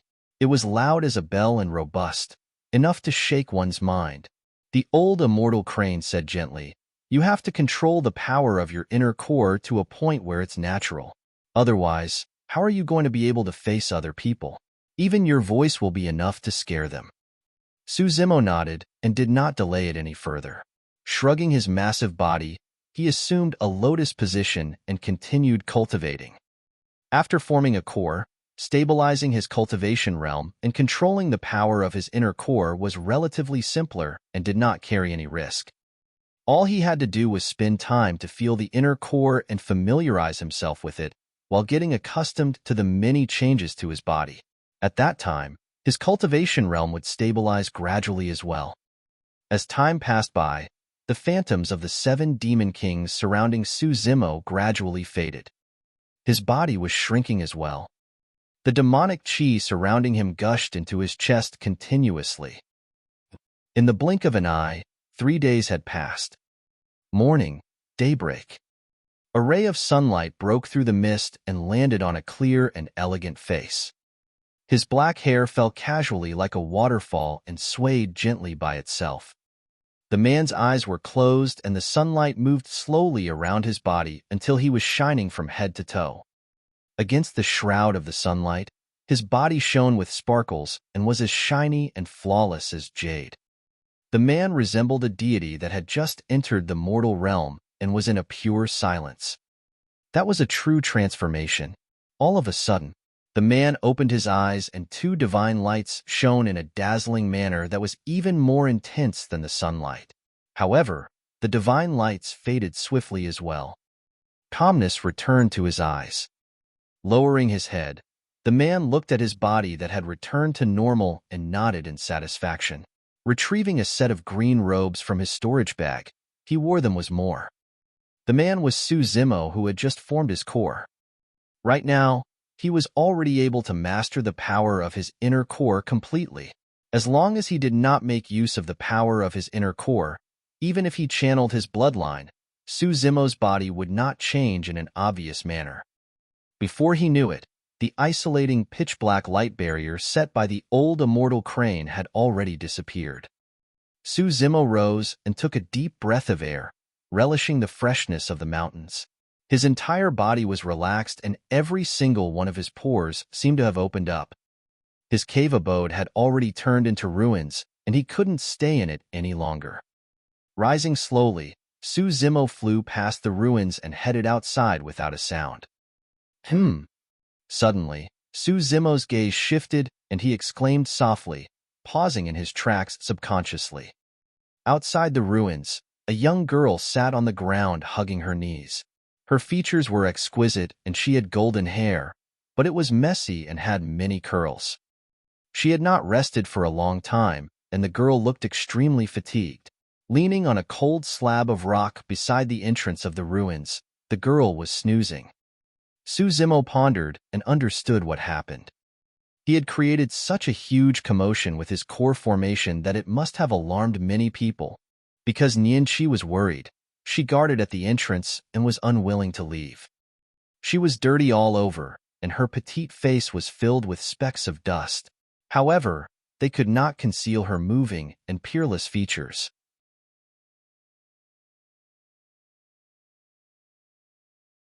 Chapter 496, Nian's background. Chapter 496, Nian's background. Perhaps the sunlight was blinding, or perhaps she sensed something after Su Zimo glared at her for a long time. Nian's eyelids twitched and she opened her eyes, stirring awake. Ah, she exclaimed and blushed slightly when she saw Suzimo looking at her from nearby with a smile on his face. Nian stood up hurriedly and patted away the dust on her body. Not daring to look at Suzimo directly, she remarked in a shy manner, I fell asleep by accident. How long have you been here? Suzimo realized that his voice had already returned to normal and was gentle and warm. 3 days, Nian replied. That warmed Suzimo's heart. 3 days ago was the moment when he had just formed his inner core and his cave abode had collapsed. Because he had both demonic and immortality cultivation, 3 days without rest was nothing much to him, and he was still energized. However, it was unendurable for a young lady like Nian. Suzimo said tenderly, Go back and rest. I'm fine. Oh. Nian nodded and continued. Master said that your cave abode is destroyed and asked you to relocate to another one. Master? Suzimo froze for a moment. Nian replied merrily, Senior Crane has accepted to take me in as her disciple. That's great. Suzimo was delighted and nodded, quipping at her, Your seniority in the sect is even higher than mine from now on. The old immortal Crane was the most senior and the strongest within the sect. Nian future accomplishments would be limitless learning from the old immortal Crane directly. Don't worry, young master. My cave abode is right beside yours. Nian explained hurriedly, You can call for me if you require anything from now on. I'll help you do it right away, just like back in Mo's spirit weapon workshop. Suzimo smiled. From now on, we're sect mates. There's no need for us to get along like before. That won't do. If you hadn't taken me in back then, I wouldn't be here today. Nian shook her head and replied solemnly, Young master, no matter what cultivation realm or status I reach in the future, I'll always be the same maidservant by your side. You're speaking nonsense again. Suzimo chuckled and did not take it to heart. What he did not know was that the nonsense to him was a resolute oath in Nian heart. Suzimo remarked, Let's go. Take me to the cave abode. Yes. Nian nodded. The two of them traveled on their flying swords one after another. Along the way, Suzimo pondered for a moment and asked in a seemingly casual manner, Did anything big happen during this period of time? Nothing much. Nian thought for a while. There's just many itinerant cultivators that want to join the sect. The royal family of Great Zhou and the other 4 major sects sent cultivators with gifts one after another as well to express goodwill. Now that Ethereal Peak had a Dharma characteristic expert in their midst and had undergone rebirth through Nirvana after the flames of war, their rise was only a matter of time. Those changes were naturally within Suzimo's guess as well. Going silent for a moment, he narrowed his gaze and asked, Iridescent Cloud's Palace and True Fire Sect sent people as well? That's right. Nian nodded. After a brief pause, she continued, Don't worry, young master. The other 4 major sects lost their void reversions, and many of their nascent souls, golden cores and foundation establishment cultivators, were injured and dead after this battle at Ethereal Peak. Given the immense losses, they wouldn't be able to recover within the next 1,000 years and won't be a threat to us. Suzimo remained silent. Although the other 4 major sects had already showed signs of submission, the life and death feud between him and perfected being Tsang Lang was irreconcilable. Perfected being Tsang Lang must have realized that his chances would get slimmer the longer time passed. Suzimo was at extreme foundation establishment realm. However, what was perfected being Tsang Lang's potential? How could he possibly compete with the growth of someone at extreme foundation establishment? Before long, the two of them arrived before 2 cave abodes. Nian chuckled. We're here. Mine is the right one and yours is on the left, young master. All right, go and have a rest. All right, call for me if you need anything, young master. Nian did not reject him because she was truly too tired and left that remark before heading into her cave abode. Right? Suddenly, Suzimo called Nian back and hesitated for a moment before asking, How much do you remember about your childhood? Ah. A hint of panic flickered through the depths of Nian eyes. Lowering her head, she stuttered, I can't remember. I've been wandering around to the capital of Great Zhou the entire time until I met you, young master. Su Zimo looked at Nian Qi deeply without pursuing it further. It's nothing much, I was merely asking. Go on then. Nodding, Nian Qi did not dare to look at Su Zimo and ran along a path towards the cave abode behind her. Su Zimo gazed at Nian Qi's back view with deep thoughts. Actually, Nian Qi's background has always been mysterious. Back in Mo's spirit weapon workshop, Su Zimo already knew that. It wasn't just because of Nian Qi's innate divine strength and shocking cultivation speed. There was something else.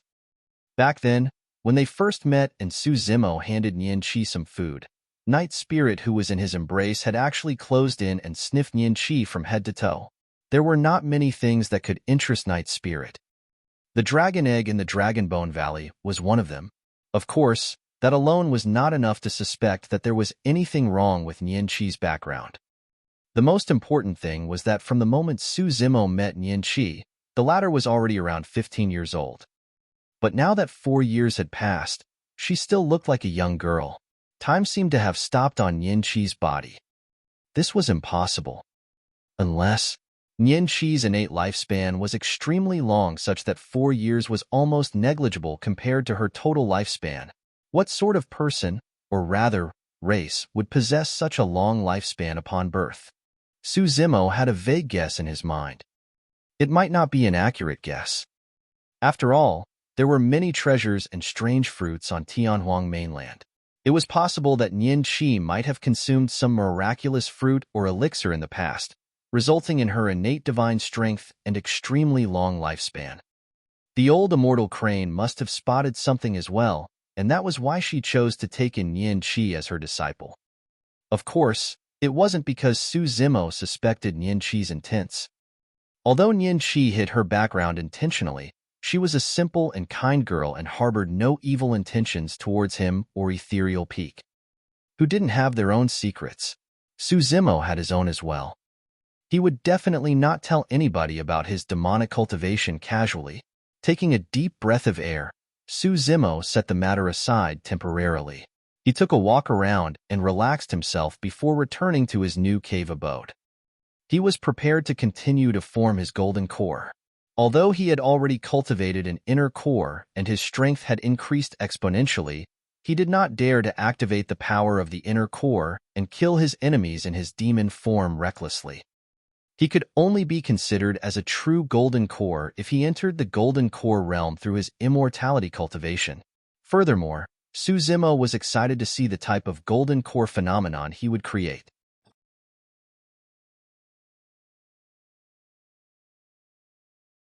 Chapter 497, Trap to Kill. Chapter 497, Trap to Kill. Iridescent Clouds Palace, Ash Parasol Mountain. An old man in scarlet robes flew through the air without relying on any external objects, descending slowly in front of a cave abode on the middle of a mountain. The sect badge on his waist indicated that he was from True Fire Sect. This was Sima Ji, a golden core of True Fire Sect. A towering ancient tree stood in front of the cave abode with a stone table beneath it. A man in azure blue robes sat solemnly on a stone stool, his long, narrow eyes shimmering coldly. "Brother Tsong Lang, why have you called for me so urgently?" Sima Ji asked the moment he landed. The azure-robed man was Perfected Being Tsong Lang of Iridescent Clouds Palace. Perfected Being Tsong Lang had a calm expression and took a sip of tea unhurriedly, only speaking after he put down the teacup. "Brother Sima, you don't even know that you're at death's door?" "Ah." Sima Ji was startled. However, he composed himself in the blink of an eye and shook his head, laughing. "Tsong Lang, what kind of joke is this? That Su Zimo is at Extreme Foundation Establishment. Given his vengeful nature, do you think he's going to let us off once he enters Golden Core Realm?" Perfected Being Tsong Lang snorted coldly. Sima Ji's expression darkened, and he kept quiet for a brief moment. "To be honest, I did think about this after the fight at Ethereal Peak.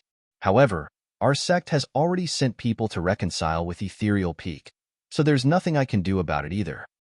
I can't possibly head over to Ethereal Peak single-handedly, right?" What's the difference between committing suicide if I did that? After pausing for a moment, Sima Ji continued, furthermore, Sima Ji is at extreme foundation establishment. Whoever lays a hand on him will have to suffer the wrath of ethereal peak. Others might have their considerations, but you and I? We're different. Perfected being Songlang said with a deep voice, the situation is extremely clear right now. It's either Su Zimo or the both of us who dies. We only have a shot at this, and we have to be quick about it. Otherwise, there will be a lot more things to account for once that lad makes a breakthrough to Golden Core Realm. Sima Ji's gaze shimmered, and he took in a deep breath of air after a moment. Brother Songlang, what do you think we should do then? There's no hurry. I've already invited 3 helpers, and they should be arriving soon. Perfected being Songlang gestured for Sima Ji to take a seat and calm down. Not long after, 3 golden cores arrived through the air. In the middle was a skinny, middle-aged man with thin lips and a cold expression. On the left was a golden core holding a long cloth. His face was plump, and he was all smiles. The one on the right was dressed in a martial arts outfit and looked sturdy with muscles bulging like rocks. There was a ferocious aura coming from him. Perfected being Songlang welcomed them. Pointing to the golden core with a long cloth on the left, Perfected being Songlang introduced, this is the most famous formation master of the Tianhuang mainland north region, Perfected being Tan Hao. This is fellow Taoist Gao Hu. He's at late-stage golden core and specializes in body tempering. The martial arts man nodded towards Sima Ji. Finally, Perfected being Songlang looked towards the skinny man in the middle and smiled. This is the renowned fellow Taoist Liang Hong of the north region. At Perfected golden core, he entered the intermediate ancient battlefield 80 years ago and contested for the unusual phenomenon ranking. Sima Ji's heart skipped a beat. Within the territory of Great Zhou, there were no sects or factions that had the capabilities to break through the barrier of the intermediate ancient battlefield and send cultivators in. Sima Ji and the others did not have a chance to witness the unusual phenomenon ranking, let alone compete for a spot on it with other cultivators. Liang Hong waved it off and pretended to be humble. It's nothing much. After all, I did not manage to obtain a spot on it. The unusual phenomenon ranking isn't something that can be compared with us. The fact that you're even qualified to compete for a spot on it proves your strength, fellow Taoist, Sima Ji praised hurriedly. Perfected being Songlang said with a smile as well, fellow Taoist Liang Hong missed leaving his name on the unusual phenomenon ranking by just a little 80 years ago. For the next unusual phenomenon ranking, you'll definitely be able to rank within the top 10. Yes. Liang Hong nodded, pleased with their flattery. He did not have much ties with Perfected being Songlang. The reason he came this time round was mainly because he heard that Su Zimo had a Khanate spirit weapon. If he could obtain that Khanate spirit weapon, he would definitely be able to obtain a spot on the unusual phenomenon ranking the next time he entered the ancient battlefield. Of course, it was a fool's dream to want to obtain a top 10 spot. The top 10 of the unusual phenomenon ranking were one more terrifying than the other. Sima Ji asked, right now, Su Zimo should be in seclusion within Ethereal Peak and would most likely not appear before he formed a core. Do we have any way of luring him out? I've got a female disciple called Shinmengqi. She was childhood sweethearts with that kid. Perfected being Songlang declared confidently with narrowed eyes. If he hears that her life is in danger, he'll definitely come forth. Sima Ji's eyes lit up, and he nodded in agreement. The formation master at the side, Tan Hao, pondered for a moment before saying with a smile, I've got 3 questions. First, you said that they were childhood sweethearts. Would he come forth just for someone that's about to die? Definitely. Perfected being Songlang's tone was confident. All right, second question. Tan Hao continued, we can't set the location at Iridescent Cloud's palace. Otherwise, that lad might not take the bait. Of course, I've already taken that into account and planned things, Perfected being Songlang asserted. Tan Hao nodded before adding, the third question is that even if he takes the bait, how do we kill him down? The fight at Ethereal Peak, had quite an impact in the cultivation world. I heard that this Suzimo lad is at Extreme Foundation Establishment Realm and has the capabilities to kill golden cores beyond his level. With the 5 of us golden cores attacking together, do we have to fear a single Foundation Establishment cultivator? Gao Hu asked darkly. Tanhao remarked, "It's not about fear. I'm worried about accidents. If he manages to escape, we won't get a second chance. His death is certain with me around," Liang Heng declared coldly. "Everyone, please listen to me," Perfected Being Song Lang said with a dark tone. "This kid is at Extreme Foundation Establishment Realm and has many trump cards up his sleeves. He possesses a pair of spirit wings and even has an extremely terrifying secret skill that can go against my golden core phenomenon." Liang Heng, Gao Hu and Tan Hao's expressions changed slightly upon hearing that. The rumors were real.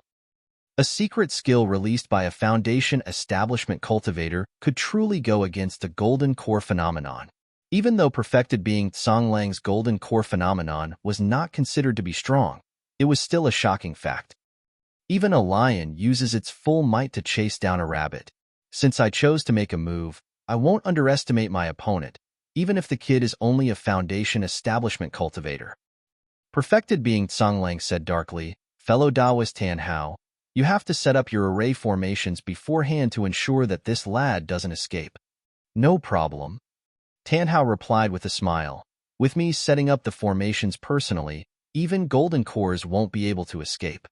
Perfected Being Song Lang narrowed his eyes and said coldly, "Everyone, take a look at what I've truly prepared for this kid." With that said, he withdrew a jade bottle from his storage bag.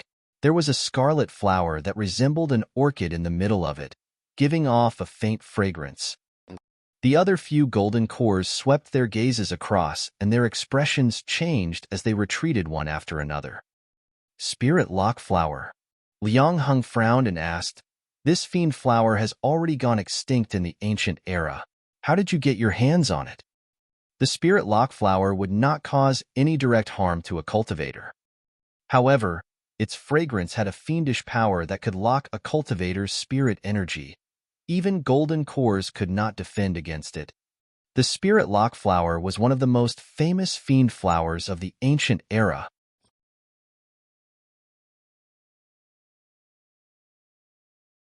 Chapter 498, Paper Crane. Chapter 498, Paper Crane. Perfected Being Song Lang gave a smirk and replied darkly, "I got my hands on this Spirit Lock Flower from the Great Qin ruins. I've only managed to resurrect it after nourishing it for dozens of years." At the mention of Great Qin ruins, the expressions of the other 4 golden cores changed, and they took deep breaths in silence with wary looks in their eyes. A long time later, Gao Hu said, "Fellow Daoist Song Lang, why don't you ask us along the next time you go look for treasures in the Great Qin ruins? That way, we can look after one another as well." "Heh, that's a place that we'll most likely die in and I'll never return again," Perfected Being Song Lang remarked with a sense of trepidation. "The previous time round, I merely took a spin around the outer perimeter of it and I nearly died there." Tan Hao replied with a bright smile. "It seems like you take this Suzimo guy rather seriously, don't you, fellow Daoist Song Lang? To think that you would be willing to make use of an extinct ancient fiend flower, the Spirit Lock Flower. Isn't it excessive to use the Spirit Lock Flower against a Foundation Establishment cultivator?" Gao Hu asked moodily. The Spirit Lock Flower restricted one's spirit energy absolutely. Putting away the Spirit Lock Flower, Perfected Being Song Lang said coldly, "I've already said that even a lion uses its full might to chase down a rabbit. I won't allow any mishaps to happen for this attack." Tan Hao nodded. With the Spirit Lock Flower, the kid's greatest trump card, his secret skill which allows him to conjure a divine dragon, is now useless. Furthermore, even if he enters Golden Core Realm, it's useless. With his spirit energy locked, he won't be able to use any techniques as a Golden Core, and with the formation set up outside, he won't be able to escape even if he has wings. True Fire Sex Sima Ji's eyes lit up, and he got increasingly excited as he spoke. "Wings?" Perfected Being Song Lang sneered. "Don't forget, he won't even be able to use Ethereal Peak's secret skill, Ethereal Wings, with his spirit energy locked. He can only stand on the ground and look up to us.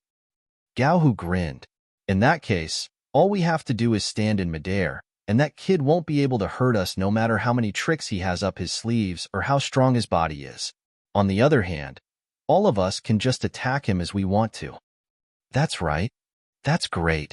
The five of them exchanged glances and laughed with relaxed expressions. Let's discuss how we want to distribute his treasures after killing him first, lest we get into needless arguments later on, Liang Heng remarked indifferently. Don't worry, we'll go with our initial agreement.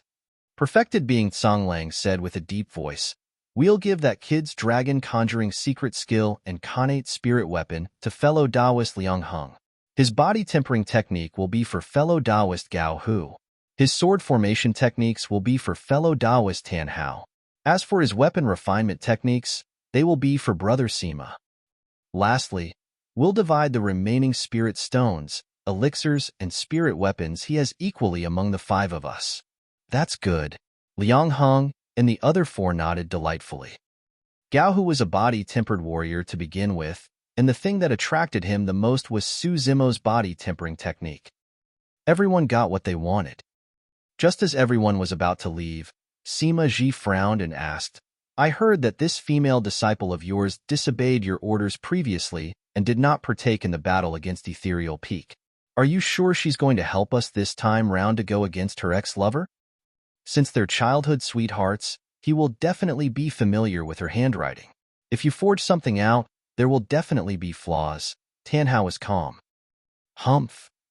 Perfected being Song Lang harumphed coldly with a glum expression. She won't get to decide this time round. Sima Ji and the others felt their hearts skip a beat. From the murderous look on Perfected being Song Lang's face, it seems like he was going to sacrifice his disciple in order to kill Su Zimo. That traitor will cause trouble for me sooner or later if I continue to keep her by my side. Perfected being Song Lang narrowed his thin eyes and declared frostily, coincidentally, she's about to form her core, Fufu. It isn't that easy for anyone to enter Golden Core realm, and of course, it couldn't be any more natural if an accident happened during the process of it. A month later, Ethereal Peak. Su Zimo was in a lotus position in his cave abode. His palms rested on both his knees and faced up while his eyes were in a seemingly closed state as he breathed steadily. From head to toe, he exuded an extremely serene intent, akin to an immortal. A long time later, Su Zimo opened his eyes and took a long breath, waking up from his meditation. I still can't do it. Su Zimo shook his head. For the past month, he had been cultivating with chi condensation while comprehending the Tidal manual and Asura Saber at the same time as a conclusion to the many secret skills he had obtained after stepping onto the immortality cultivation path. Although he had to form cores for both his demonic and immortality cultivation, they were starkly different. The demonic Tao required him to subdue his monkey mind and prancing horse intent while condensing demonic chi repeatedly. At that point, things would come together naturally and he could form his inner core. However, the immortal Tao required more of comprehension and understanding. If he tried forming a core forcefully, it would not only lead to problems easily, the golden core phenomenon that he created might not be up to his expectations as well. Therefore, Su Zimo did not dare to be careless. Half a month ago, he had already reached the limits for his spirit energy and his spirit sea could not expand further. In other words, he was already at the peak of extreme foundation establishment realm. Given those circumstances, he attempted to form his golden core. His cultivation path up till this point had been overly complex, and apart from immortal techniques, he had cultivated many fiend techniques as well. However, the differences between the Tao of immortals and fiends were way too vast. Immortality placed emphasis on nature and being one with the heavens. However, fiends were obsessed about the extremities of things. By nature, the spirit energy that Su Zimo cultivated was of a fire attribute. However, many of the cultivation techniques he cultivated, such as the Sea Calming Manual, Tidal Manual, and Blood Refinement Fiend Sutra, were related to water. Immortals and fiends were irreconcilable, as was fire and water. After half a year, Suzimo still did not manage to cross that gap. If he tried forming a core forcibly, there would definitely be a large problem. The timing isn't right. He went deep in thought. On the path of cultivation, if one wanted to break through a major realm, they would often have to require the synergy of multiple factors, such as the environment, comprehension of the heaven and earth, fate, and their mental states. Some people gain enlightenment at the lakeside. Some people gain epiphany after traveling through mountains and valleys. Some people form their cores in the spur of the moment while they are listening to the wind and looking at rain fall. Some people sever their karmas overnight and attain enlightenment mentally, forming their golden cores. But of course, there were even more people who die old with regrets without even getting to form a core. Rising, Suzimo got off his bed gently and murmured to himself with a clear and deep gaze, "Seems like it's time for me to head out and take a walk." Right then, a soft knock came from his door. Suzimo waved his sleeves, and the door opened correspondingly. Nian stood at the entrance, gazing in left and right. "What's wrong?" Arriving beside her, Suzimo looked at the paper crane in her hands and asked softly. The paper crane was one of the most commonly seen messaging tool in the cultivation world, and it was a type of talisman created by the Thousand Crane sect. Nian handed him the paper crane. "This is for you, young master. It states that it's from an old friend from Pingyang Town." Suzimo furrowed his brows slightly. There was probably only a single person who was an old friend from Pingyang Town and knew how to make use of paper cranes to send messages. Receiving the paper crane, Suzimo opened it slowly. A few lines of sentences were written with a dainty handwriting.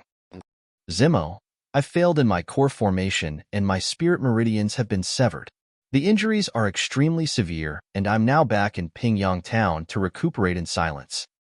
Our relationship has ended a long time ago, and I shouldn't have bothered you to begin with.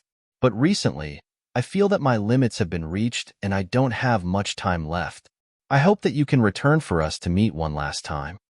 Regards, Shunmengqi."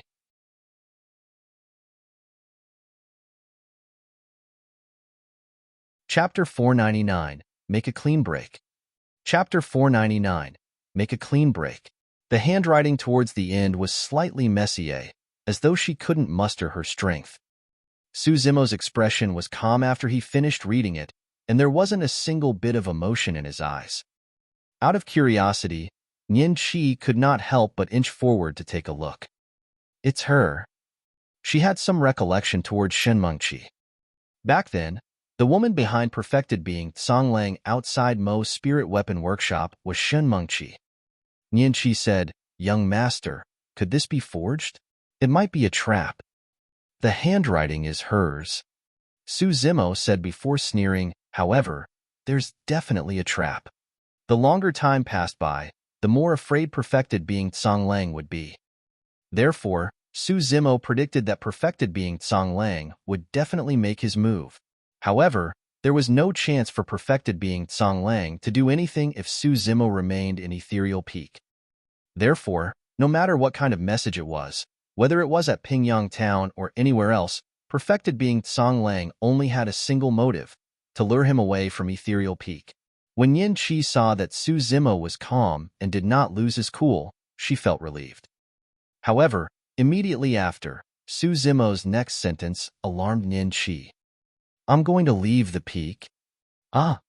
Nian frowned and asked, "Young master, you're going to continue despite knowing that it's a trap?" "That's right." Suzimo smiled and gazed into the distance. A breeze blew over and his black hair swayed gently. As if he was reminiscing, Suzimo looked a little emotional and murmured, "It's just nice that they're all around. It's time to make a clean break and settle all the grievances of the past." However, the other party is prepared and must have set up an impenetrable trap for you, young master.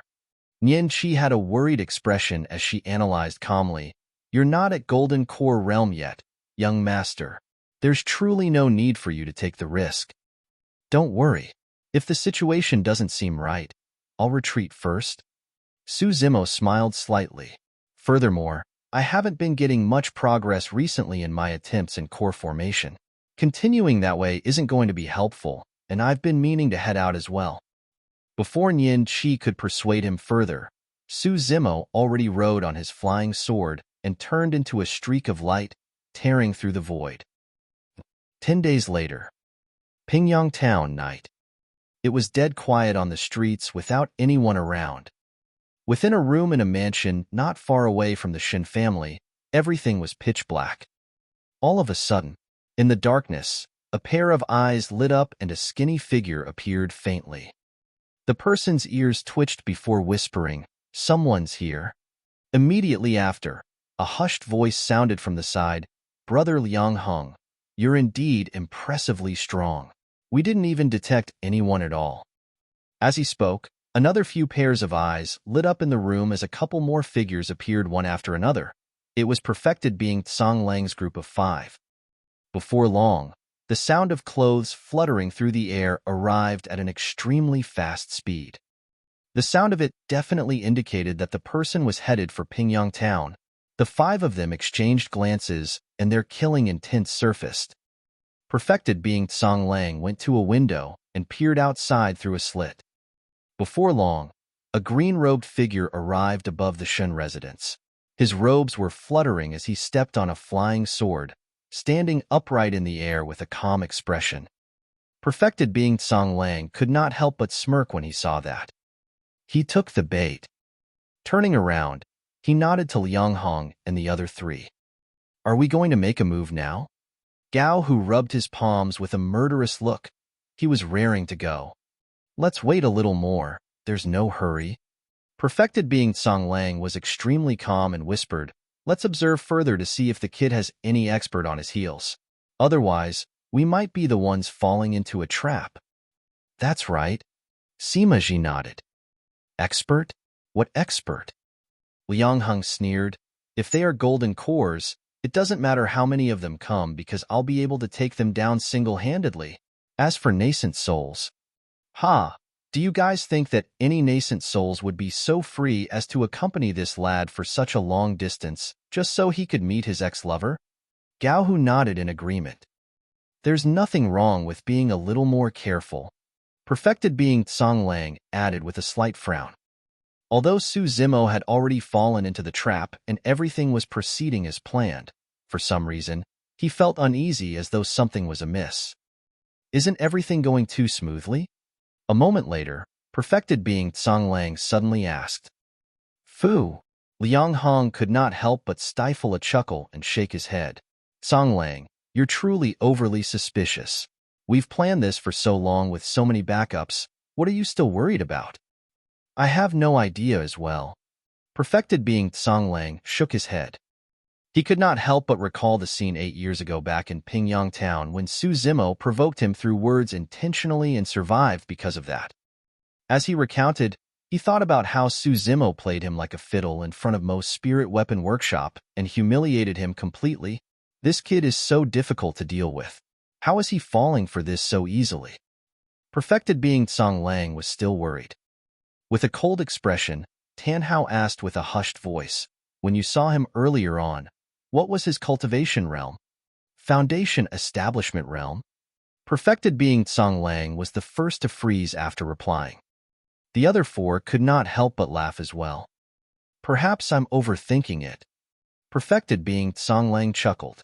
"Since he's at Foundation establishment realm, there's truly nothing to worry about.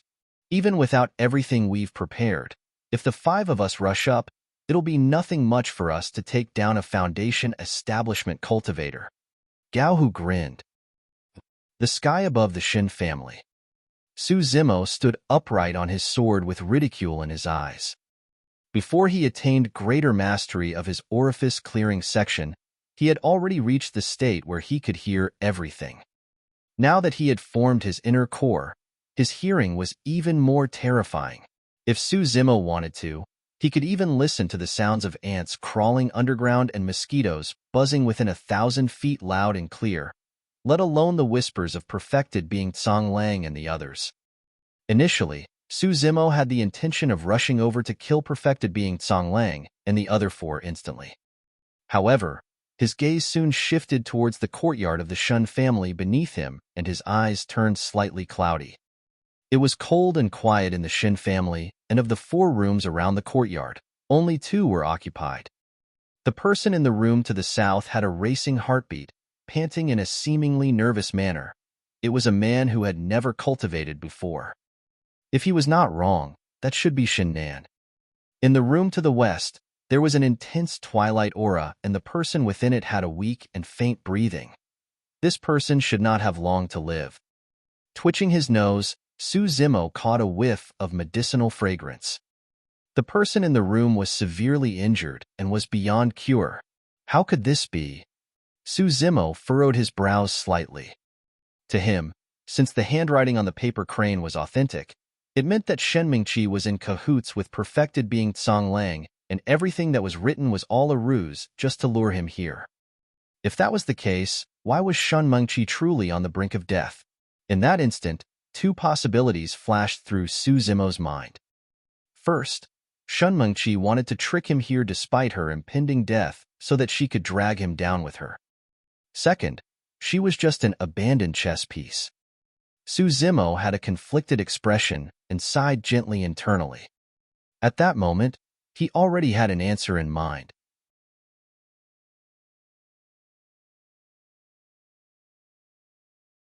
Chapter 500, The Tricks of Fate. Chapter 500, The Tricks of Fate. Putting away his flying sword, Su Zimo descended slowly and silently into the courtyard. He headed forward and pushed the door open. Instantly, he was welcomed with a suffocating medicinal smell. Within it was a hint of a woman's fragrance and a faint flowery scent. Frowning, Su Zimo strode inside. A woman laid down on the bed silently with her eyes shut. Her face and lips were pale, and she was covered in a large blanket, breathing weakly. Arriving before the bed, Su Zimo looked at the woman quietly without any joy nor sadness internally. The woman was reeking with the aura of death.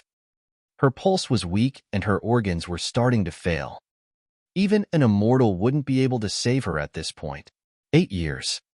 Who would have thought that the impressive young girl selected by an immortal 8 years ago would end up in such a state? This was how fate loved to play tricks.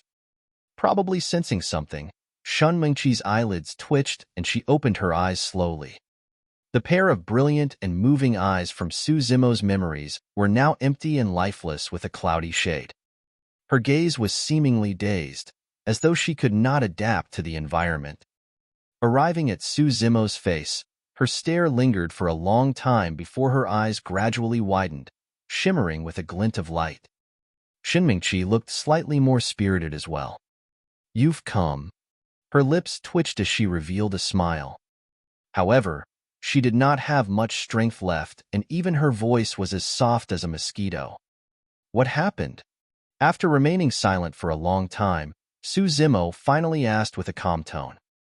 "I was in too much of a hurry to try and form my core. Sigh, there's no way it would be so easy to form a core." Shen Mingqi chuckled bitterly.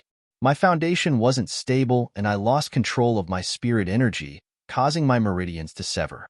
I entered chi deviation and failed in my core formation, nearly losing my life. Thankfully, my master stepped in and managed to save my life." At the mention of the word master, Shen Mingqi glanced at Su Zimo. When she saw that the latter was expressionless and wasn't bothered by it, she continued, "Since I knew that I didn't have much time left, I wanted to return to Pingyang town and return to my roots. Because he dotes on me, Master even sent me back personally." Su Zimo remained silent, but a hint of pity could be seen within his eyes. He wasn't pitying Shen Mingqi for her fate, but her ignorance. Even up till now, she had not realized that she was sacrificed and abandoned by perfected being Tsang Lang. Shen Mingqi murmured, "I know that I owe you too much. The fact that you're willing to come see me and listen to me is enough for me to leave without regrets."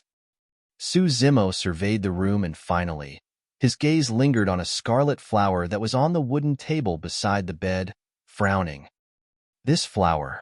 He narrowed his eyes, seemingly pondering about something. All of a sudden, a cold voice sounded from the void outside the door. "Activate." The moment the voice ended, a bedazzling light shone outside, bright as day. It was the light of formation patterns. Su Zimo was a sword formation master to begin with. Even without heading out to take a look, he could sense the aura of a massive formation being activated. Shinmengqi had a stunned expression, not understanding what was going on.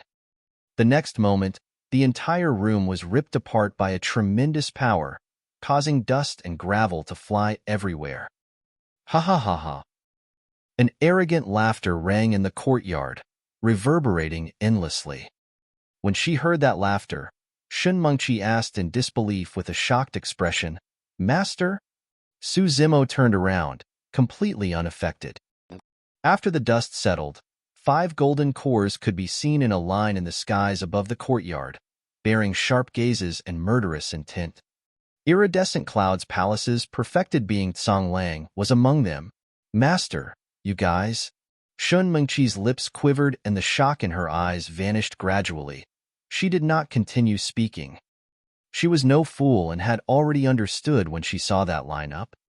Glaring at Shinmengqi, perfected being Tsonglang remarked coldly, "Traitor, if I didn't need you to lure this bastard here, I would have killed you personally a long time ago." "Why? Why?" Shinmengqi struggled to sit up and trembled, looking at perfected being Tsonglang and asking with a quivering voice, Was it because I didn't accompany you in the fight against Ethereal Peak? It's because your death is the only thing that can bring Su Zimo here."